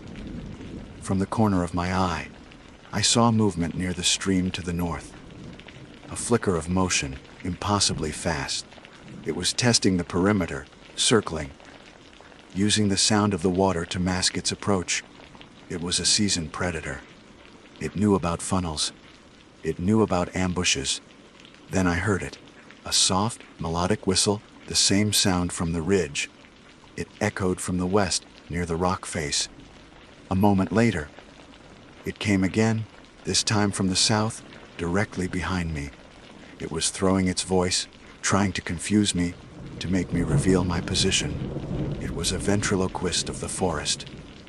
My heart hammered, but I didn't move. My discipline, forged over 1,000 cold mornings in a deer stand, held firm. Let it come to you. Don't react. Control the engagement. A new sound began, a low, guttural clicking. And then, a voice. It was a perfect mimicry of a child crying. A desperate, sobbing sound designed to prey on the deepest of human instincts. It was a vile, obscene corruption of something innocent. The rage in my gut burned hotter. Silatar sank! The alarm at the funnel went off. My head snapped back, my rifle swinging to cover the kill zone. A dark shape was moving there, a hulking mass in the moonlight. But it was wrong. It was too low to the ground, too bulky. It was a black bear, panicked and confused, blundering through my carefully laid trap. The creature had flushed it, driven it forward to spring my defenses, to draw my fire. It was a feint, a tactical maneuver. as the bear crashed away into the undergrowth. A flash of movement erupted from the east, from the one direction I hadn't expected. The creature burst from the shadows, not with a lumbering gait, but with a terrifying fluid bound. It was tall, emaciated, its limbs too long, moving with an unnatural, double-jointed grace. It wasn't running, it was flowing over the ground. Time seemed to slow down. My brain, supercharged with adrenaline, processed the information with crystalline clarity. I swung the heavy barrel of the Weatherby. Leading the target, my movements instinctive. The creature was closing the 50 yards to my position with impossible speed. I fired. The roar of the Bive 300 Win mag shattered the silence. A thunderclap in the enclosed space. The muzzle flash lit the clearing in a momentary, hellish tableau. I saw the creature, its face a pale, featureless oval, its eyes black pits of malevolence, stumble as the 200-grain bullet slammed into its shoulder. It shrieked. It was not the sound of any animal. It was a high, piercing wail of metallic rage that vibrated in my bones and made my teeth ache. It didn't go down. It barely slowed. I worked the bolt, ejecting the spent casing, chambering a fresh round. But it was too fast. Before I could reacquire the target, it was on me. It crashed into the alder thicket, the branches exploding around me. I was thrown backward, the rifle knocked from my grasp. A searing pain erupted in my left forearm as something impossibly sharp sliced through my jacket and deep into the muscle. I scrambled backward, kicking out, my boots finding no purchase. The creature was a whirlwind of gaunt limbs and terrifying speed. I saw its arm, long and thin as a branch, whip toward me again. I rolled desperately, and its talons, not claws, but long, yellowed, nail-like talons, raked across the rocky ground where my head had been, sending sparks into the darkness. I was on my feet, my pistol in my hand, but it was gone. It had melted back into the shadows as quickly as it had appeared. My heart was a runaway train. My breath came in ragged, panicked sobs. Blood was pouring from my arm, a hot, wet slickness that soaked my sleeve. I fumbled for my first aid kit, my fingers clumsy and shaking. My plan, my fortress, my cold, calculated rage. It had all come to nothing. I had landed a direct hit with a cannon of a rifle, and it had only made it angry. I was wounded, disarmed, and my carefully constructed killing ground had become my tomb. The hunter, in his final, arrogant stand, had failed, and the thing in the woods, the true apex, was just getting started. The world came back to me in shards of pain and the coppery taste of my own blood. For a moment, I lay on the cold, damp earth, my cheek pressed against a tangle of roots, the echo of that unholy shriek still vibrating in my skull. The adrenaline that had fueled my defiant stand was gone, washed away in a tide of shock and agony, leaving behind a chilling, profound weakness. My left arm was a universe of fire. I could feel the hot, steady pump of blood soaking my sleeve, a rhythm that was counting down the final seconds of my life. My rifle. The thought was a distant flicker. I scanned the darkness, my vision swimming. It was gone, swallowed by the shadows, a useless totem of a power I had never truly possessed. My meticulously crafted killing ground was nothing more than a stage for my own butchering. The traps were sprung, the decoy was a pathetic joke, and the master hunter was now just a wounded animal, bleeding out in the dirt. A wave of nausea and dizziness washed over me, the first insidious tendrils of shock. Get up, move, stop the bleeding. The voice of my training was faint, a whisper against a hurricane of terror. With my good arm, I pushed myself into a sitting position, my back against the rough bark of a pine. My breath came in ragged, shallow gasps. My fingers, clumsy and slick with blood, fumbled for the first aid kit on my belt. I ripped open a packet of QuickClot with my teeth and poured the granules directly into the gash on my forearm. The pain was incandescent, a white, hot flash that cleared my head for a terrifying second. I pressed a gauze pad over it, my hand shaking so violently I could barely maintain pressure. Wrapping the Israeli bandage around my arm was a clumsy, one-handed nightmare, a desperate struggle against my own failing body. The silence descended again, but it was different now. It wasn't listening, it was mocking. It was the quiet of a predator that has wounded its prey and is now content to wait, to watch it weaken, to savor the final moments. It was out there. I could feel it. A cold spot in the forest, a void where the natural world was supposed to be. My mind, my greatest tool, the finely honed instrument of my trade, began to fracture. The line between the real and the imagined blurred into a terrifying gray fog. I heard my wife's voice, clear as day, calling my name from the trees. "Jack! Jack, where are you? It was a trick!" A cruel, psychological torture designed to break what little was left of my sanity. I squeezed my eyes shut, but the sound was inside my head now, a perfect echo of her love and concern, twisted into a weapon. I knew I would die if I stayed here. Die from blood loss, from shock, or from the thing that was patiently waiting in the dark. My only hope, my last, desperate tether to the world of the living, was the small, blue glow of the garment in reach in my pocket. The SOS button, a digital scream for help. But the thought was laced with a new, chilling fear. This creature was intelligent. It had shown tactical cunning, using feints and psychological warfare.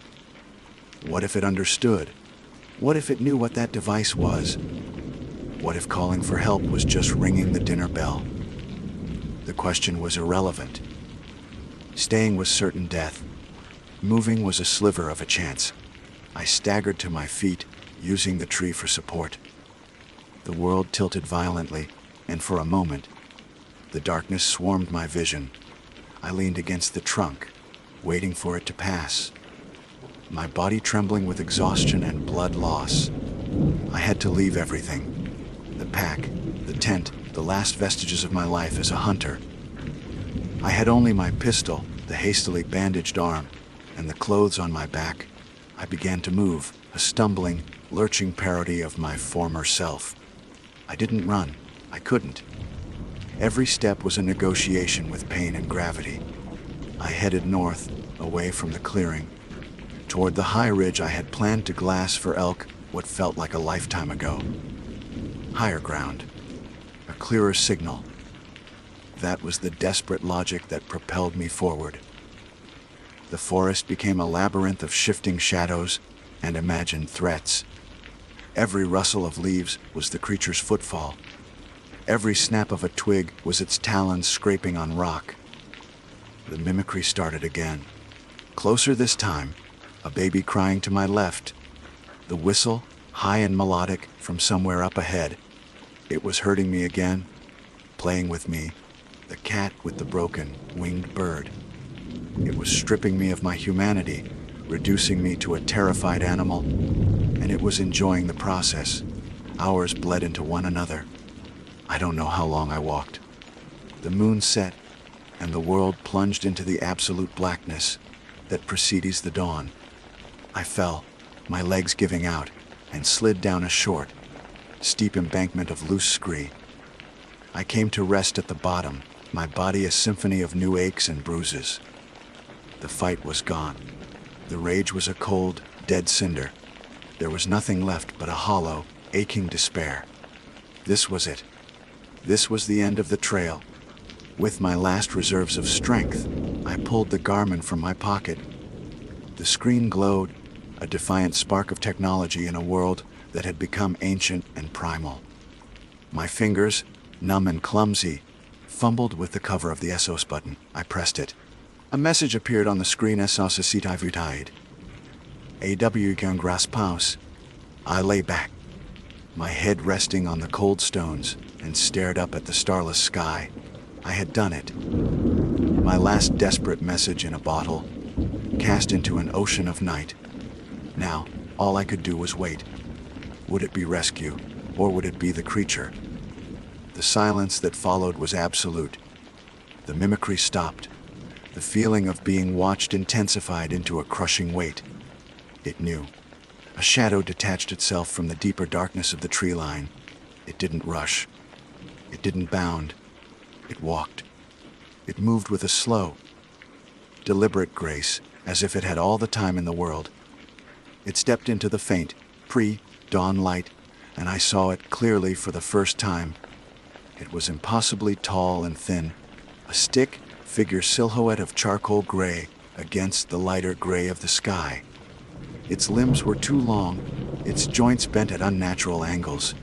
Its head was a smooth, featureless oval, devoid of hair, ears, or a nose. And its eyes, they were not eyes. They were pits, holes of absolute blackness that seemed to drink the light. It stopped 10 feet away and stood over me, a silent, skeletal monument to a world of ancient hunger and cosmic indifference. It tilted its head, a slow, curious gesture. The air grew cold, a stench of damp earth and decay washing over me. My Garmin buzzed in my hand. I looked down. A new message glowed on the screen: Rescue INBO UND, Odoan. A flicker of hope, insane and desperate, flared in my chest. I looked back up at the creature. It was still watching me, its black, pit eyes seeming to stare directly into my soul. Then, it did something that shattered the last remnants of my reality. It raised one of its long, thin arms and pointed a single, talon-like finger at the Garmin in my hand. And it spoke. Its voice was not a mimicry. It was my own. Perfect, resonant copy of my voice, filled with a calm, chilling authority. No one is coming for you, Jack. It took a step closer. Epilogue search and rescue case file FEN 734 date, October 18, 2023 subject. Jack Riley, 58, led Deputy Miller, Gila County Sheriff's Office. The search for John Riley was officially suspended today, after 7 days. His vehicle was located at the Gila Cliff Dwellings, National Monument Trailhead, where he signed the register for a 10-day solo trip. On day 5 of the search, a hasty team located what is believed to be Riley's final campsite, approximately 22 miles from the trailhead. The site showed signs of a violent struggle. A high-end tent was torn apart. A backpack and other expensive gear were abandoned. A significant amount of blood was found on the ground and on a nearby tree, later confirmed by lab analysis to be Riley's. The team also located Riley's Garmin in-reach device at the base of a scree slope, roughly 2 miles north of the campsite. The device's casing was crushed, but the internal memory was intact. Data shows an SOS signal was activated at 04:58 on October 11, followed by a confirmation message from the Emergency Response Center. The most disturbing evidence found at the scene were 2 sets of tracks. One set was identified as belonging to Riley's hiking boots. The other set remains unidentified.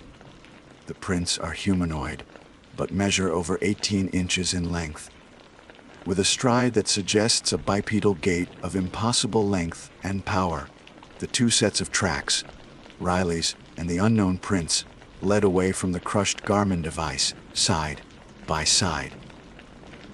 They continued north for another half-mile before disappearing onto an expanse of solid rock, leaving no further trace. The official cause of disappearance is listed as unknown, presumed animal attack. My name is Arthur Coleman. By formal training, I am a historian, specializing in the industrial and labor histories of British Columbia. This background, however, did not prepare me for my current employment. To fund my doctoral research, I have taken a position as the night warden for the Britannia Mine Museum, a sprawling National Historic Site located on the sea to Sky Highway. It is a place of immense historical significance. Once the most productive copper mine in the entire British Commonwealth, a self-contained company town that was home to tens of thousands over its 70-year lifespan. The interview for this post was unconventional. The museum director, a gaunt, wary man named Abernathy, seemed less interested in my qualifications than in my capacity for absolute obedience. He stressed that the position required an individual capable of following a precise set of instructions without question. At the time, I dismissed his intensity as eccentricity, a peculiar form of hazing for the new hire. He gave me a key, a meager salary offer that was nonetheless more than I could refuse, and a single laminated sheet of paper. The night warden's mandates, he called them. They are not negotiable. That first night, as the last of the day, shift staff departed, and a profound, almost suffocating silence descended upon the valley. I sat in the small security office and examined the list. The air grew cool, carrying the scent of damp earth and pine from the surrounding mountains. The immense 20-story frame of Mill 3, the primary ore concentrator, loomed outside my window like a skeletal behemoth against the darkening sky. It was in that oppressive quiet that I first read the rules that would come to govern my existence. I transcribed them here for you, exactly as they were written. The night warden's mandates, Britannia Mine Museum 1. Your shift begins at 22:500. Do not enter Mill 3 before 22:30. The day shift needs time to leave. All of it. 2. At 8:45, check the seismograph in the main office. If it registers tremors despite no local earthquakes, go to the incline camp display and wait. They are moving the mountain again. You don't want to be in their way. 3. You will hear children playing near the forest edge after 0100. They are from Jane Camp. Do not look at them. Their game is tag, and if they see you, you are. 4. If you hear boots stomping in the main transport tunnel, turn off your headlamp and press yourself into an alcove. They are looking for their shift leader from the 1921 flood. Do not let them mistake you for him. 5. The woman in the customs house is harmless, but lonely. If she appears, compliment her dress. Do not mention the water stains on the hem. 6. Never, under any circumstances, answer a voice that calls your name from a lower level. It is not your colleague. It is something that wants you to come down. 7. Your shift ends at 0600. No matter what is happening, be outside the main gate before the sun clears the peak of Mount Shear. The things in the dark are afraid of the light, but the things in the rock are not. I read the list twice, a bemused smile touching my lips. It was elaborate, certainly. A well-crafted piece of workplace folklore designed to spook the new guy. Jane Camp, I knew from my research, was the uppermost mining camp, destroyed in a horrific avalanche in March 1915 that killed 56 men, women, and children. The 1921 flood was another of the mine's great tragedies, a wall of water and debris that tore through the lower town site, killing 37. The rules were a ghost tour in miniature, weaving the site's documented disasters into a narrative of caution. It was clever. It was also, I assumed, complete nonsense. Still, a job was a job, and Mr. Abernathy's unnerving seriousness echoed in my mind. I decided to humor the tradition. At 2200 on the dot, I locked the office and began my first patrol. The sheer scale of the place at night was humbling. The museum encompasses 10 acres of land, a collection of heritage buildings connected by gravel paths and old railway lines. For most of its history, this community was profoundly isolated, accessible only by steamship on Howe Sound, a world unto itself. That sense of isolation remained palpable. There was no traffic noise from the highway, Only the whisper of wind through the skeletal superstructure of the mills and the distant, constant rush of Britannia Creek. I checked the locks on the beady London Visitor Centre, the doors of the Chatterbox Cafe, and the gate to the Gold Panning Pavilion. Everything was secure. My footsteps crunched loudly on the gravel, the only sound in a silent world. I kept an eye on my watch. The first rule stipulated I was not to enter Mill 3 before 22:30. It was the centerpiece of the entire site, a colossal, 20-story gravity-fed concentrator built directly into the steep hillside. It looked less like a building and more like a concrete and steel waterfall, frozen in time. A tomb. I waited, feeling foolish, pacing the area in front of its immense, dark entrance. The minutes ticked by with agonizing slowness. At 22:31, I took a deep breath, switched on my heavy-duty flashlight, and stepped inside. The beam cut a bright, lonely path through an abyss of darkness.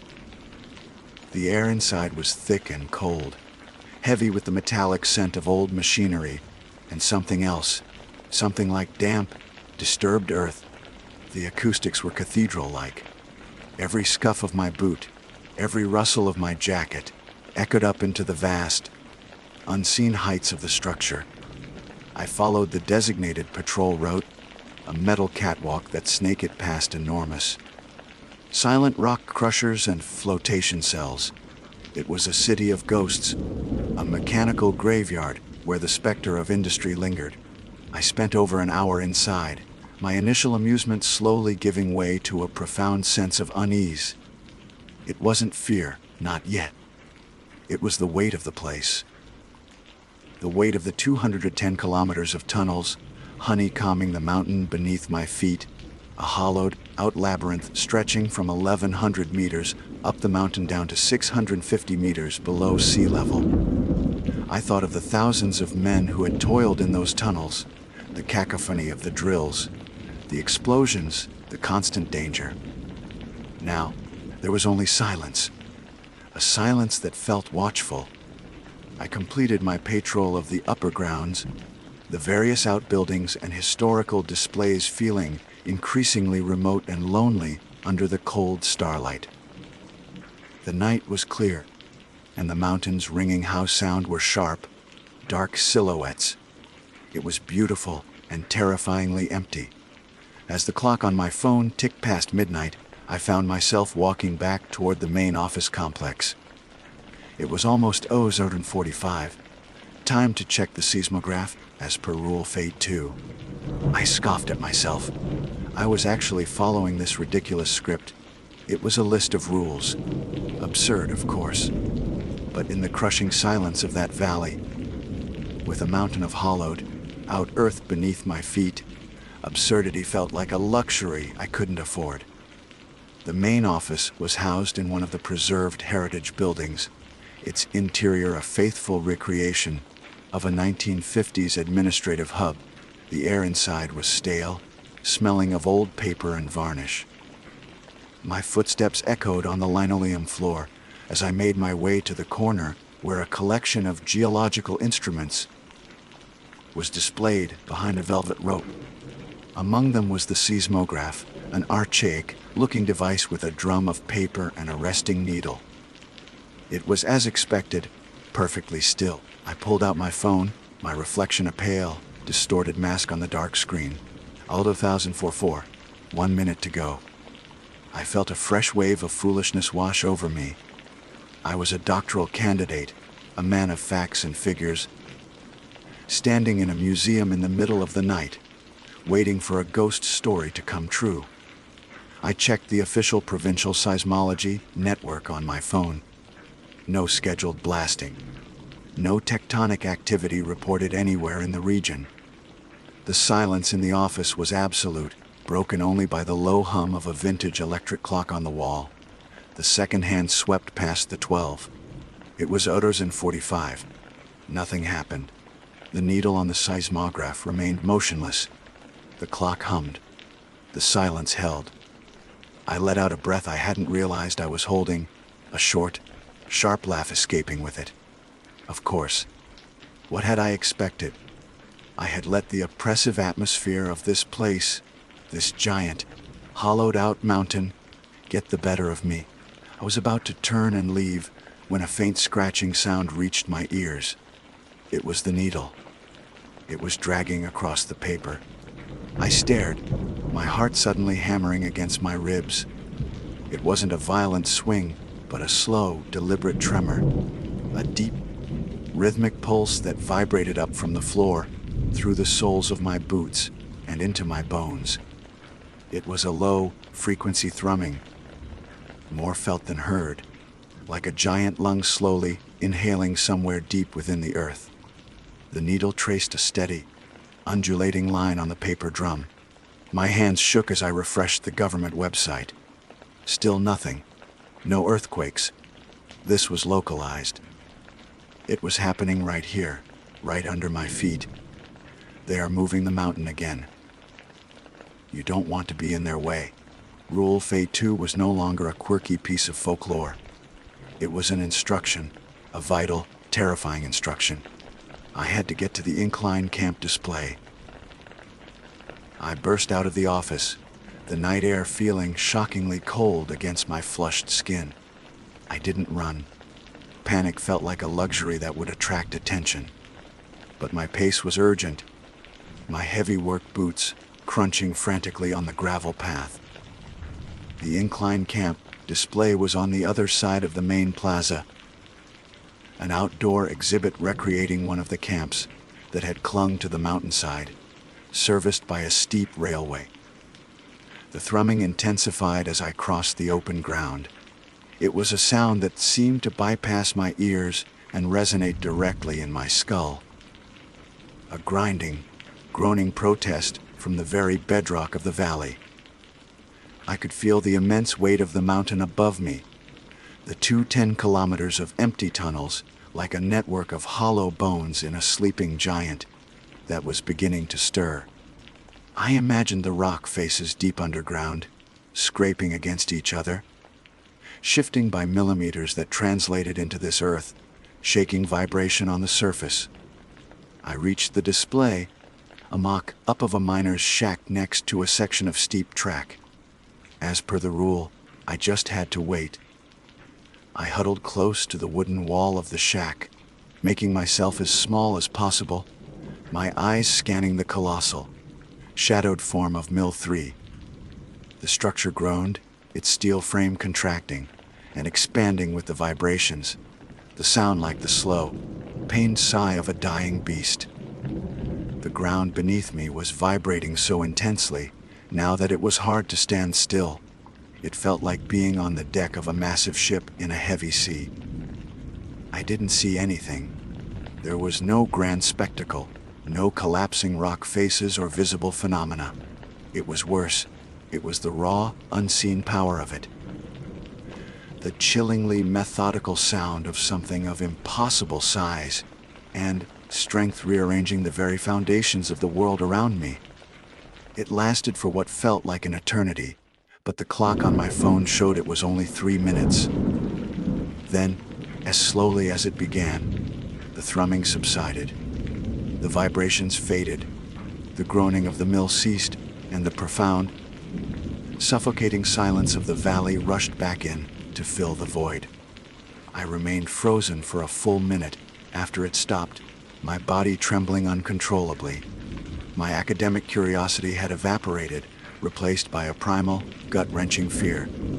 The rules were real. Every single one of them was real, and I had just survived the second. My patrol route was a mockery now. This wasn't about checking locks anymore. It was about navigating a minefield of spectral triggers. With a new, horrifying clarity, I looked at my watch. It was 0113, Rule Fein 3. You will hear children playing near the forest edge after 0100. They are from Jane Camp. Do not look at them. Their game is tag, and if they see you, you are eat, as if on cue. A sound drifted on the wind from the dark tree line that bordered the museum grounds. It was faint at first, almost indistinguishable from the rustle of leaves. But then it came again, clearer this time. Louder. The high-pitched, carefree laughter of children. My blood ran cold. Jane Camp, the highest settlement, wiped out by the 1915 avalanche. 56 dead, men, women, and children, buried under tons of snow and rock, some never found. I knew the history. I had read the accounts. But reading about a tragedy and hearing its echo a century later were two vastly different things. I forced myself to keep moving, my gaze locked on the gravel path in front of me. Do not look at them. The laughter grew louder, closer. It was accompanied by the patter of small, running feet on damp earth and fallen leaves. A girl's voice, clear as a bell, squealed, "You can't catch me!" followed by a boy's gleeful shout. The sounds were so full of life, so innocent, that it was almost impossible to reconcile them with the chilling reality of their origin. My every instinct screamed at me to look, to turn my head towards the source of the sound. It was a deeply ingrained human response to identify a sound, to assess a potential threat or presence. But Abernathy's warning and the vibrating earth beneath my feet were still fresh in my mind. I clenched my fists, my knuckles white, and focused on placing one foot in front of the other. A twig snapped just to my left, in the darkness beyond the path. "Ready or not, here I come," a small voice whispered, seemingly right beside my ear. I flinched violently, a strangled cry catching in my throat, but I did not turn my head. I could feel their presence. A cold spot in the air, the sense of being watched by unseen eyes. Their game was tag, and I was trespassing on their playground. The urge to look was a physical force, a magnetic pull on my senses. I squeezed my eyes shut for a second, focusing on the single, repeating mandate in my head, "Do not look." I walked faster, moving away from the forest's edge and towards the gaping maw of the main transport tunnel, the next checkpoint on my route. The sounds of the children's game slowly faded behind me, replaced once more by the rush of Britannia Creek and the frantic pounding of my own heart. I had passed another test. I paused at the entrance to the tunnel to catch my breath, leaning against the cold, damp rock. The beam of my flashlight cut a stark white hole in an oppressive, absolute blackness. This tunnel was a major artery of the mine, wide enough for the electric ore trains that once rumbled through here day and night. Now its silence was heavy, expectant. Rule Feint 4. If you hear boots stomping in the main transport tunnel, turn off your headlamp and press yourself into an alcove. They are looking for their shift leader from the 1921 flood. Do not let them mistake you for him. As my breathing began to steady, I heard it. A new sound emerging from the depths of the tunnel. It wasn't the playful patter of children's feet. This was heavy, rhythmic. The sound of work boots, thick with mud and water, stomping in unison on the rock floor. Slosh, stomp, stomp. There was no time to think. I flicked my headlamp off, plunging myself into terrifying, disorienting darkness. My hands scrambled against the rough, hewn wall of the tunnel, searching for an alcove, one of the small safety cutouts for workers to avoid the passing trains. My fingers brushed against empty air. An opening. I threw myself into it, pressing my back against the cold, wet stone, trying to make myself disappear. The stomping grew louder, echoing horribly in the confined space. It was the sound of a dozen men, maybe more, marching with grim purpose. As they drew nearer, other sounds emerged from the darkness. The clink of metal tools, the low, mournful murmur of voices, too indistinct to make out words, but heavy with exhaustion and despair. A smell washed over me, the scent of river mud, of decay, of the deep, cold, wet places of the earth. The 1921 flood, a wall of water and debris that had torn through the lower town site, killing 37. They were still on their way to work, or perhaps on their way back from it. Slosh, stomp, slosh, stomp. They were passing my alcove now. I held my breath, my body rigid, my mind screaming. I could feel the chill of their passage, a wave of profound cold that had nothing to do with the tunnel's temperature. I fought the urge to peek, to catch a glimpse of the spectral miners. The thought of being mistaken for their shift leader, of being seen and dragged with them into whatever watery hell they were eternally marching towards, was more terrifying than any darkness. The stomping receded down the tunnel, the dreadful, rhythmic sound slowly swallowed by the distance. I stayed pressed into the alcove, shaking in the pitch black for a long, long time after the last echo had faded. The historian who had arrived for his shift hours ago, amused by a list of silly rules, was gone. In his place was a man who understood, with a certainty that chilled him to his very soul, that he was a trespasser in a world governed by the dead, and the only thing keeping him alive was the laminated paper in his pocket. I don't know how long I remained crammed in that stone alcove, enveloped by a darkness so complete it felt like a physical substance. Minutes, an hour. Time had lost its meaning, replaced by the frantic, irregular rhythm of my own breathing. The phantom chill of the miner's passage lingered, a damp cold that had settled deep in my bones. My academic detachment, my historical curiosity, it had all been scarred away, leaving behind the raw, animal instinct to survive. The laminated card in my pocket felt impossibly heavy, a talisman of terrible power. It was no longer a list of quirky rules. It was a catechism for survival in a haunted world. Eventually, the need to keep moving overrode the paralysis of fear. I fumbled for my headlamp, my fingers clumsy and numb. The beam flickered on, painfully bright, chasing the absolute darkness back into the deep recesses of the transport tunnel. I stumbled out of the alcove, my legs unsteady, and forced myself to continue my patrol. My route would now take me out of the main industrial area and down towards the cluster of heritage buildings. On the lower town site, near the shore of Howe Sound, the path descended and the air changed. The oppressive weight of the mountain and the metallic tang of the mill lessened, replaced by the salty, damp scent of the Sound. Here, the buildings were smaller, more human scale. Restored houses, the old company store, and the customs house. According to the museum literature, the customs house now served as a small art gallery, a quiet, contemplative space. A bitter irony, considering its location in the heart of the area devastated by the 1921 flood. As I approached, I saw a soft light glowing in one of the windows.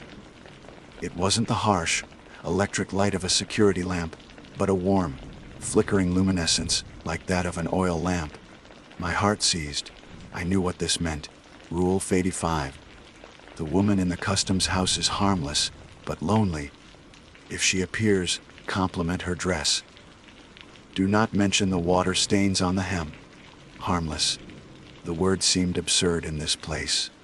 After the earth-shaking tremors and the spectral procession, the concept of a harmless ghost was difficult to process, but the rule was explicit. This was a social call, not a flight for survival. A test of etiquette, not endurance. I took a deep, shuddering breath and pushed open the door. It was unlocked. The interior was just as the brochure described, a modest gallery space with paintings by local artists hanging on the walls. But the warm, flickering light I had seen from outside cast strange, dancing shadows that made the serene landscapes on the canvases seem menacing. And there, standing in the center of the main room, was a woman. She was turned away from me, seemingly admiring a painting of the coastline.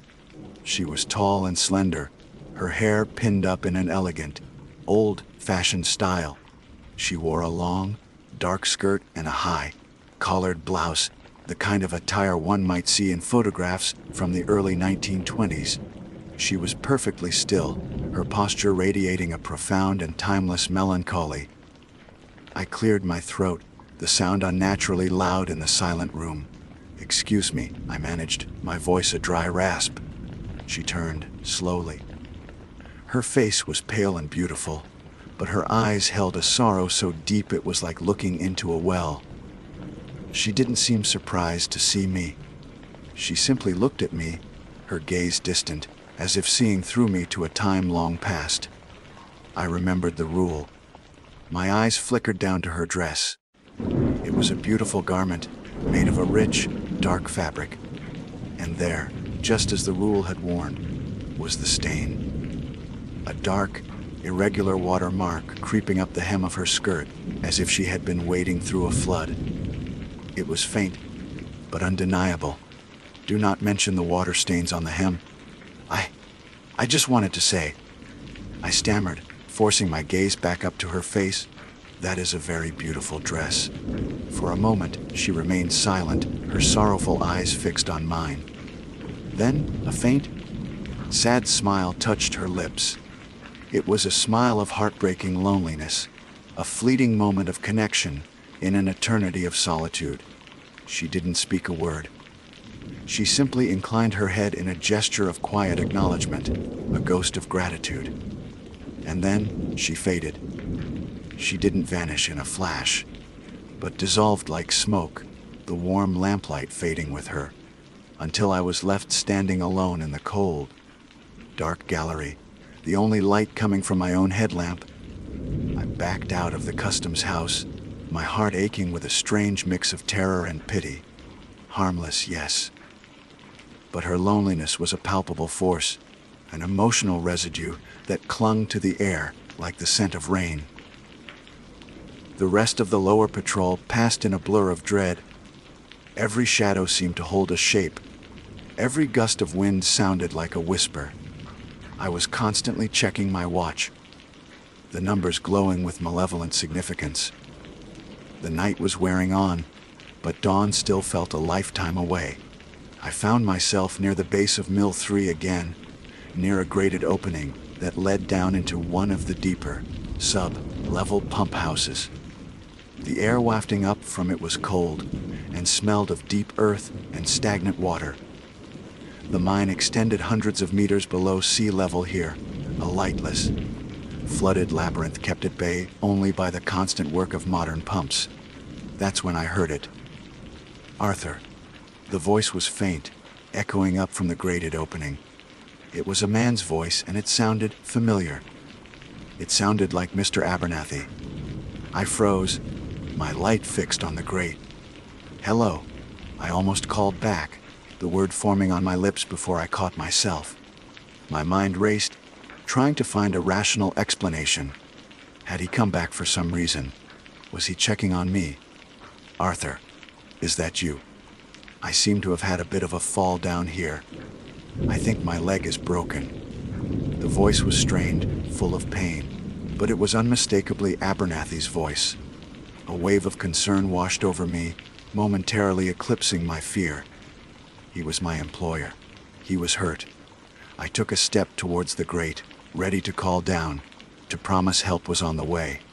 And then, the 6th rule slammed into my consciousness with the force of a physical blow. Rule Phase 6. Never, under any circumstances, answer a voice that calls your name from a lower level. It is not your colleague. It is something that wants you to come down. I recoiled from the grate as if it were red hot. It couldn't be. It sounded so real, so full of genuine pain and fear. "Arthur, please." The voice pleaded from the darkness below. "It's cold down here. I can hear the water. Please, just answer me. Let me know you're there." My entire being screamed at me to respond. It was the decent thing to do, the human thing to do. To ignore a cry for help felt monstrous. But the rules had not been wrong yet. The tremors had been real.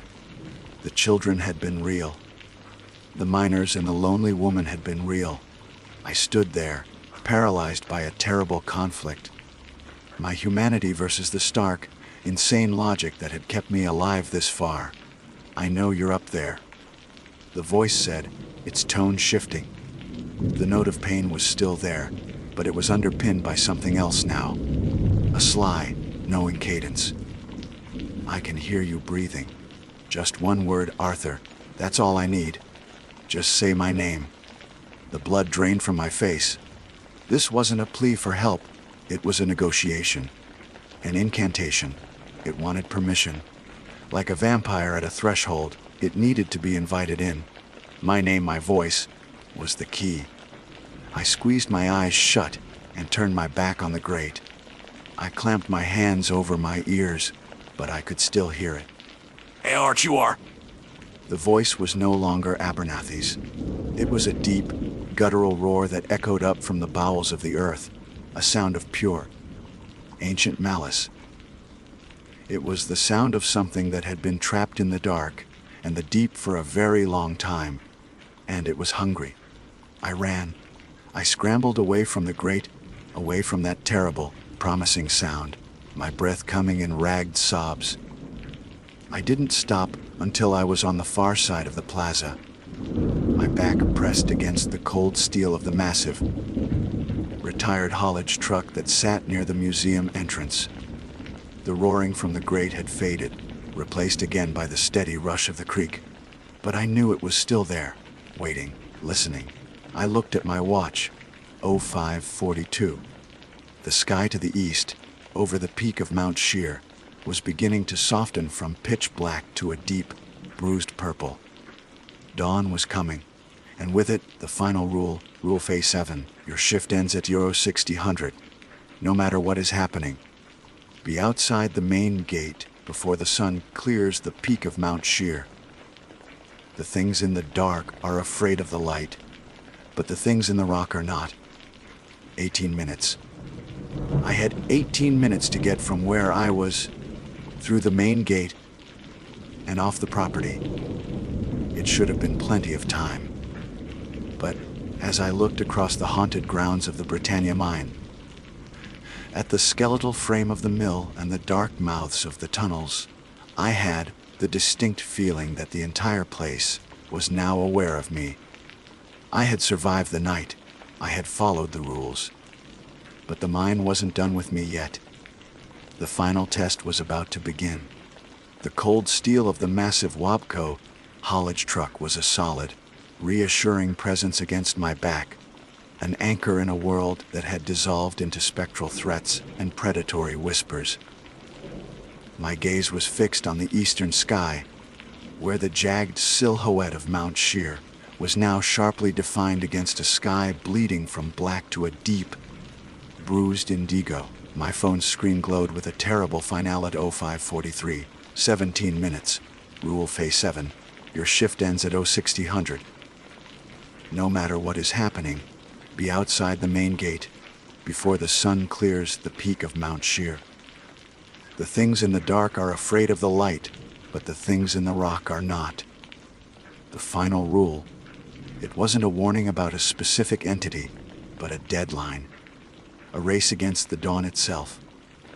But it was the addendum that sent a fresh wave of ice through my veins. The things in the rock are not. I had survived the ghosts of the mine's tragic past, the victims of snow, flood, and darkness. But this last warning implied a different kind of horror, something more ancient and elemental than the spirits of the dead. Something that didn't fear the sun, but welcomed it. I pushed myself off the truck and began to move. The main gate was perhaps 200 meters away, across the main plaza and down a short access road. An easy walk. But as I took my first steps, I knew something was wrong. The gravel path, which had crunched reliably under my boots all night, now felt strangely soft, yielding. Each step required a conscious effort, as if I were walking through thick, dry sand. A new sound began, so low and deep it was almost subliminal. It wasn't the rhythmic thrumming of the mountain being moved, nor the guttural roar from the grate. This was a dry, grinding sound, like immense stones scraping together miles below the earth. It was the sound of the mine's very bones shifting, the sound of a foundation made of shear zones and fractured rock waking from a long slumber. I picked up my pace, breaking into a clumsy jog.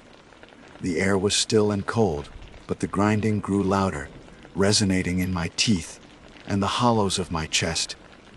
I kept my eyes on the gate, but my peripheral vision was playing tricks on me. The hard, industrial lines of the buildings, especially the colossal frame of Mill 3, seemed to shimmer and warp. For a terrifying instant, the 20-story concentrator looked less like a solid structure and more like a heat haze rising from asphalt, its form momentarily losing its integrity.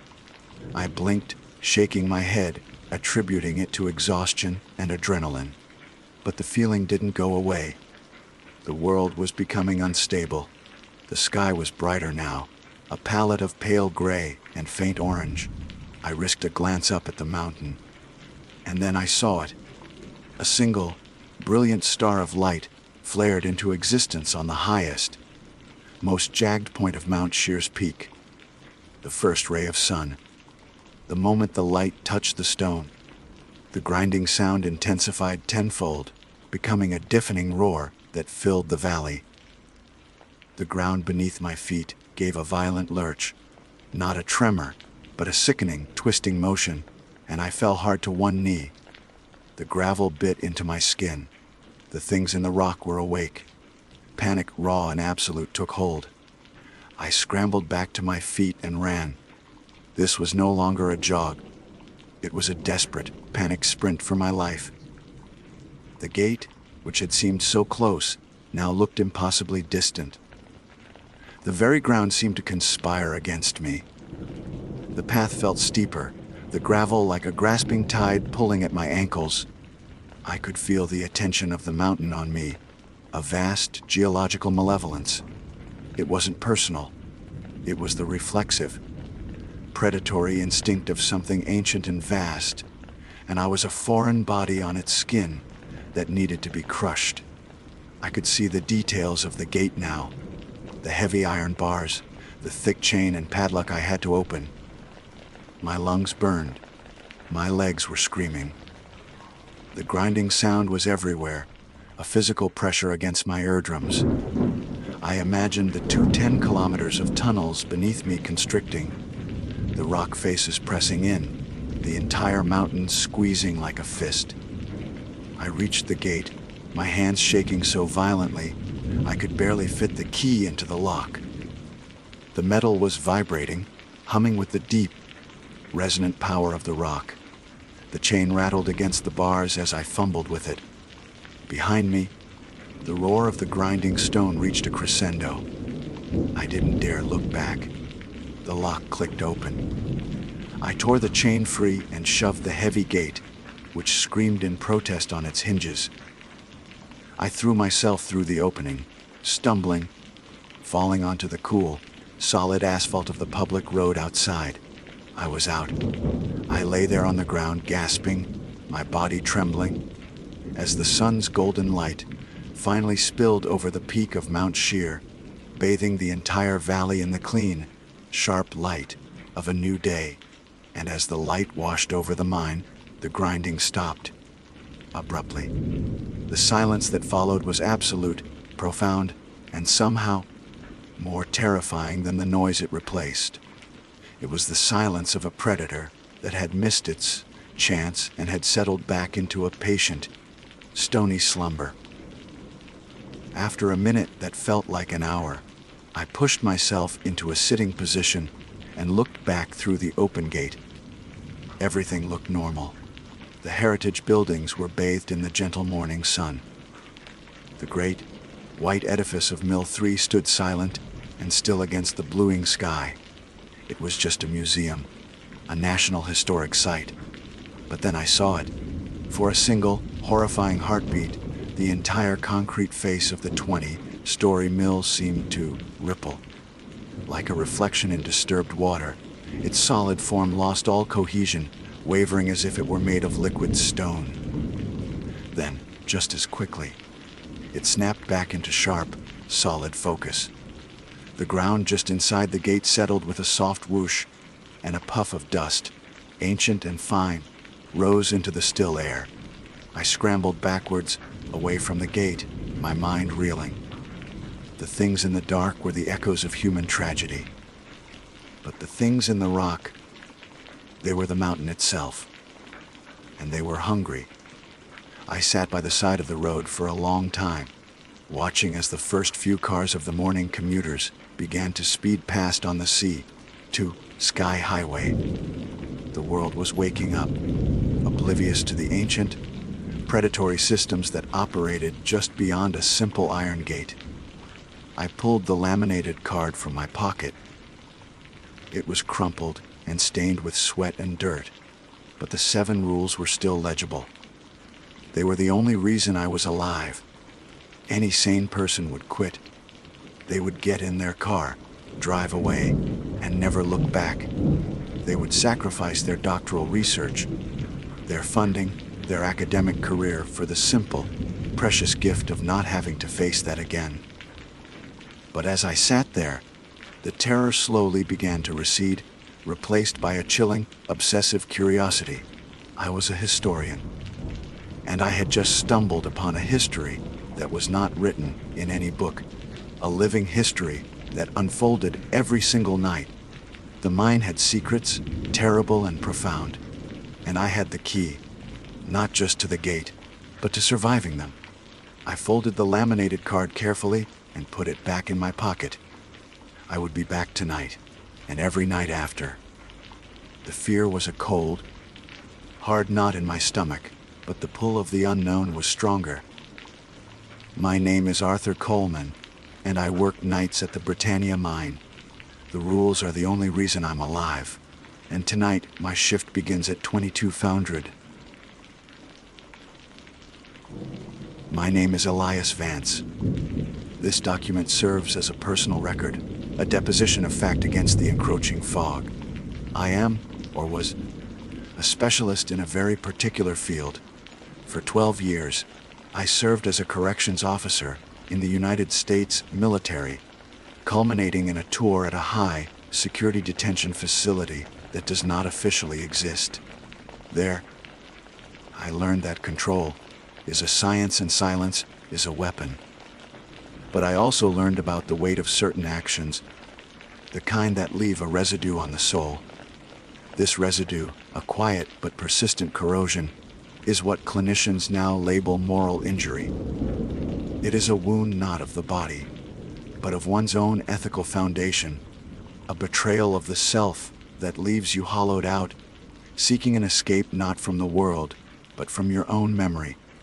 It manifests as a loss of trust in others and in oneself, a persistent shame that erodes the capacity for a full life. It was this hollowness that made the offer so appealing.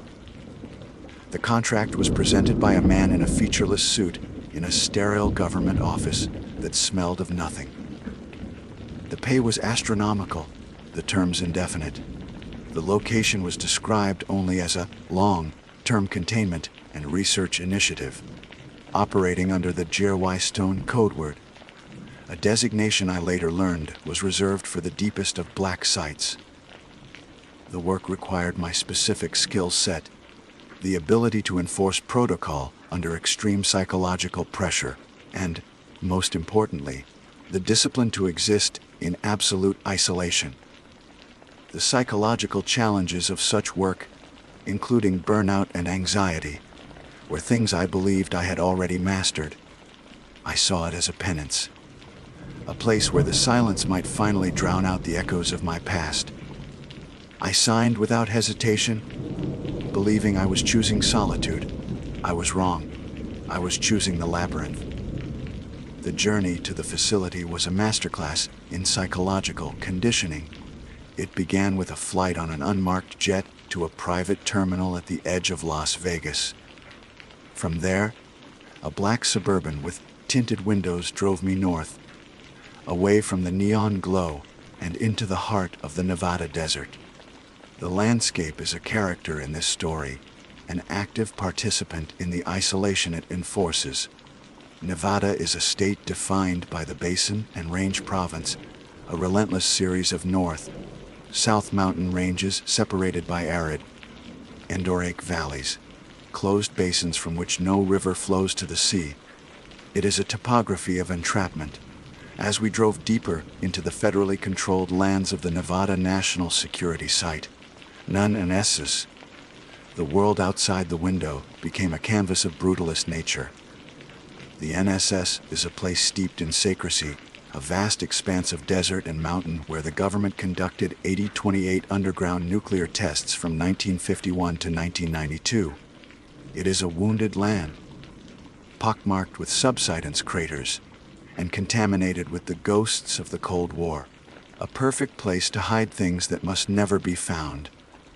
The air itself felt different here, thin and sharp. Nevada is the driest state in the nation, and the darnal temperature range is extreme, swinging by as much as 40 degrees EF, from the searing heat of midday to the profound cold of the desert night. This constant environmental stress wears on you, a physical manifestation of the psychological pressure to come. The silence was the most unnerving part. It wasn't just quiet, it was a profound, pressing emptiness, a sonic vacuum where the only sound was the crunch of gravel under the tires and the low hum of the engine. We passed signs warning of unexploded ordnance and radiological hazards, markers of a history of black projects and clandestine research. After hours of driving, we arrived at a final checkpoint, a gate in a fence that seemed to guard nothing but miles of creosote bush and sage. Beyond it, half buried in the earth like a concrete tomb, was the facility. They called it Persephone. The name, a reference to the Greek queen of the underworld, was not lost on me. The structure was a monument to brutalist architecture, a stark, windowless monolith of reinforced concrete that plunged deep into the desert floor. Its design was a fusion of a supermax prison and a cutting-edge laboratory, built not for rehabilitation, but for absolute, hermetic containment. The principles of supermaximum security were evident everywhere: towering perimeter walls, topped with razor wire, advanced surveillance systems monitoring every angle, and a series of airlocked sally ports that hissed open and shut with unnerving finality. Inside, the layout was deliberately disorienting, a modern labyrinth of sterile white corridors, sharp right angles, and heavy, electronically controlled steel doors. The air was recycled, carrying a faint, ozonic tang of high-voltage equipment. There was no natural light. The only illumination came from cold, recessed LED strips that cast no shadows. My new home was Echo Block, a subterranean wing of the facility. It was a single, long corridor with 8 heavily reinforced cells on one side and a row of observation stations on the other. The design was meant to eliminate all human contact. Meals were passed through slots, and movement was restricted to the point of near total stasis. I was told the inmates, referred to only as assets, were the most dangerous individuals in government custody. But the sheer level of technological overkill, the seismic dampeners beneath the floor, the complex atmospheric controls, the rows of servers humming with unimaginable processing power, suggested these were not ordinary prisoners. This was a place but to contain something that defied conventional understanding, a place operating with no legal oversight, a true black site where the normal rules of the world did not apply. My orientation concluded in a small, soundproof briefing room. My supervisor, a man named Walsh, whose face was a mask of perpetual fatigue, slid a single, laminated card across the table. It was titled, "The Greystone Protocols, Echo Block." "You don't need to understand them," Walsh said, his voice flat. You only need to obey them. Every rule is in place for a reason. Deviation is not an option. Your survival, and more importantly, the integrity of this facility, depends on your absolute compliance. The rules were a bizarre cocktail of mundane security procedures and inexplicable, almost superstitious commands. They felt less like a guard's manual and more like the ravings of a paranoid madman. Yet they were presented with the dead, serious gravity of a nuclear launch code. This juxtaposition, the clinical presentation of the utterly irrational, was the first true moment of fear I felt.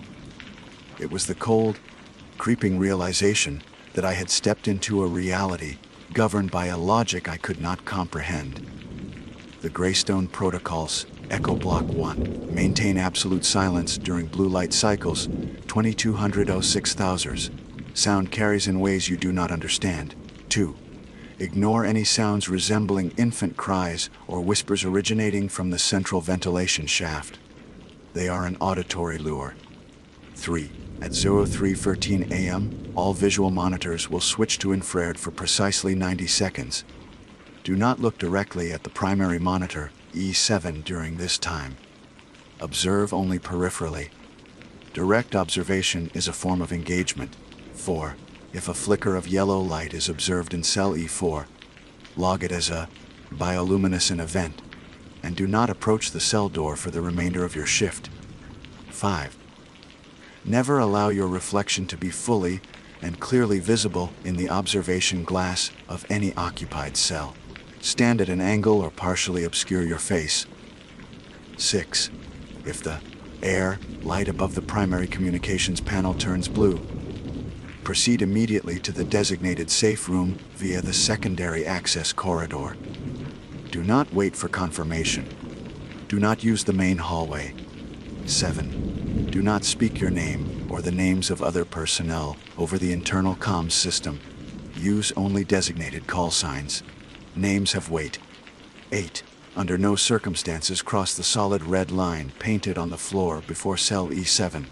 This is not a suggestion. This is a boundary of physics. I read the list twice. Each rule was a seed of dread.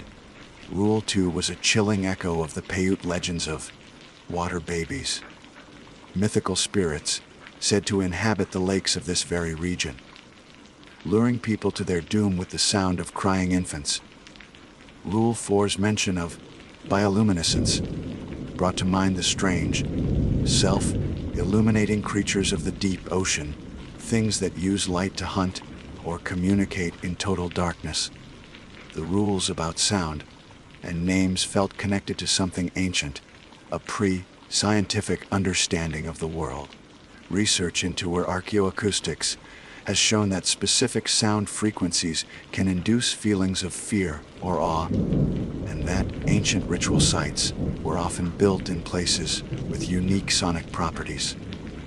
It was as if these protocols were the scientific codification of forgotten folklore, a modern translation of ancient warnings.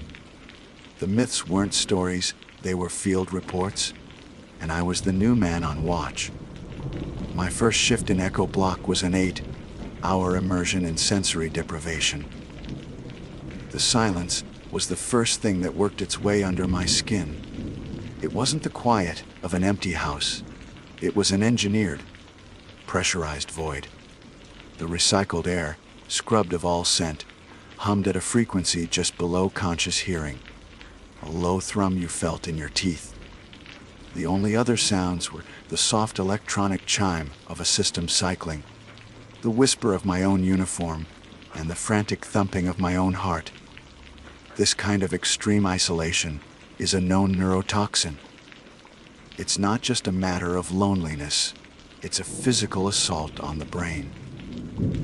Studies on the effects of solitary confinement show that without social interaction and environmental stimulation, neurons can literally shrink, and the hippocampus, the seat of memory and spatial awareness, begins to degrade.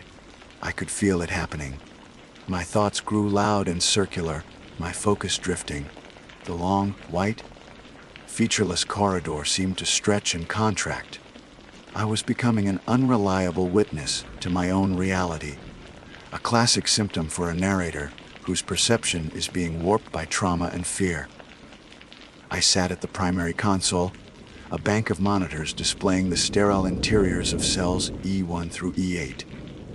7 were empty, their concrete floors and steel bunks rendered in stark monochrome. Only cell E7 was occupied.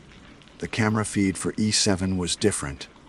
A persistent, low-resolution static like an old analog television tuned to a dead channel. I could make out a shape, vaguely humanoid, but it was like looking at a figure through a blizzard. Walsh had been cleared. You don't watch the asset in E7. You watch the cell. You watch the telemetry. The asset is a variable we contain, not observe. This was the core of the job's dehumanizing protocol, to treat the being in that cell not as a person, but as a problem in physics, a force to be managed.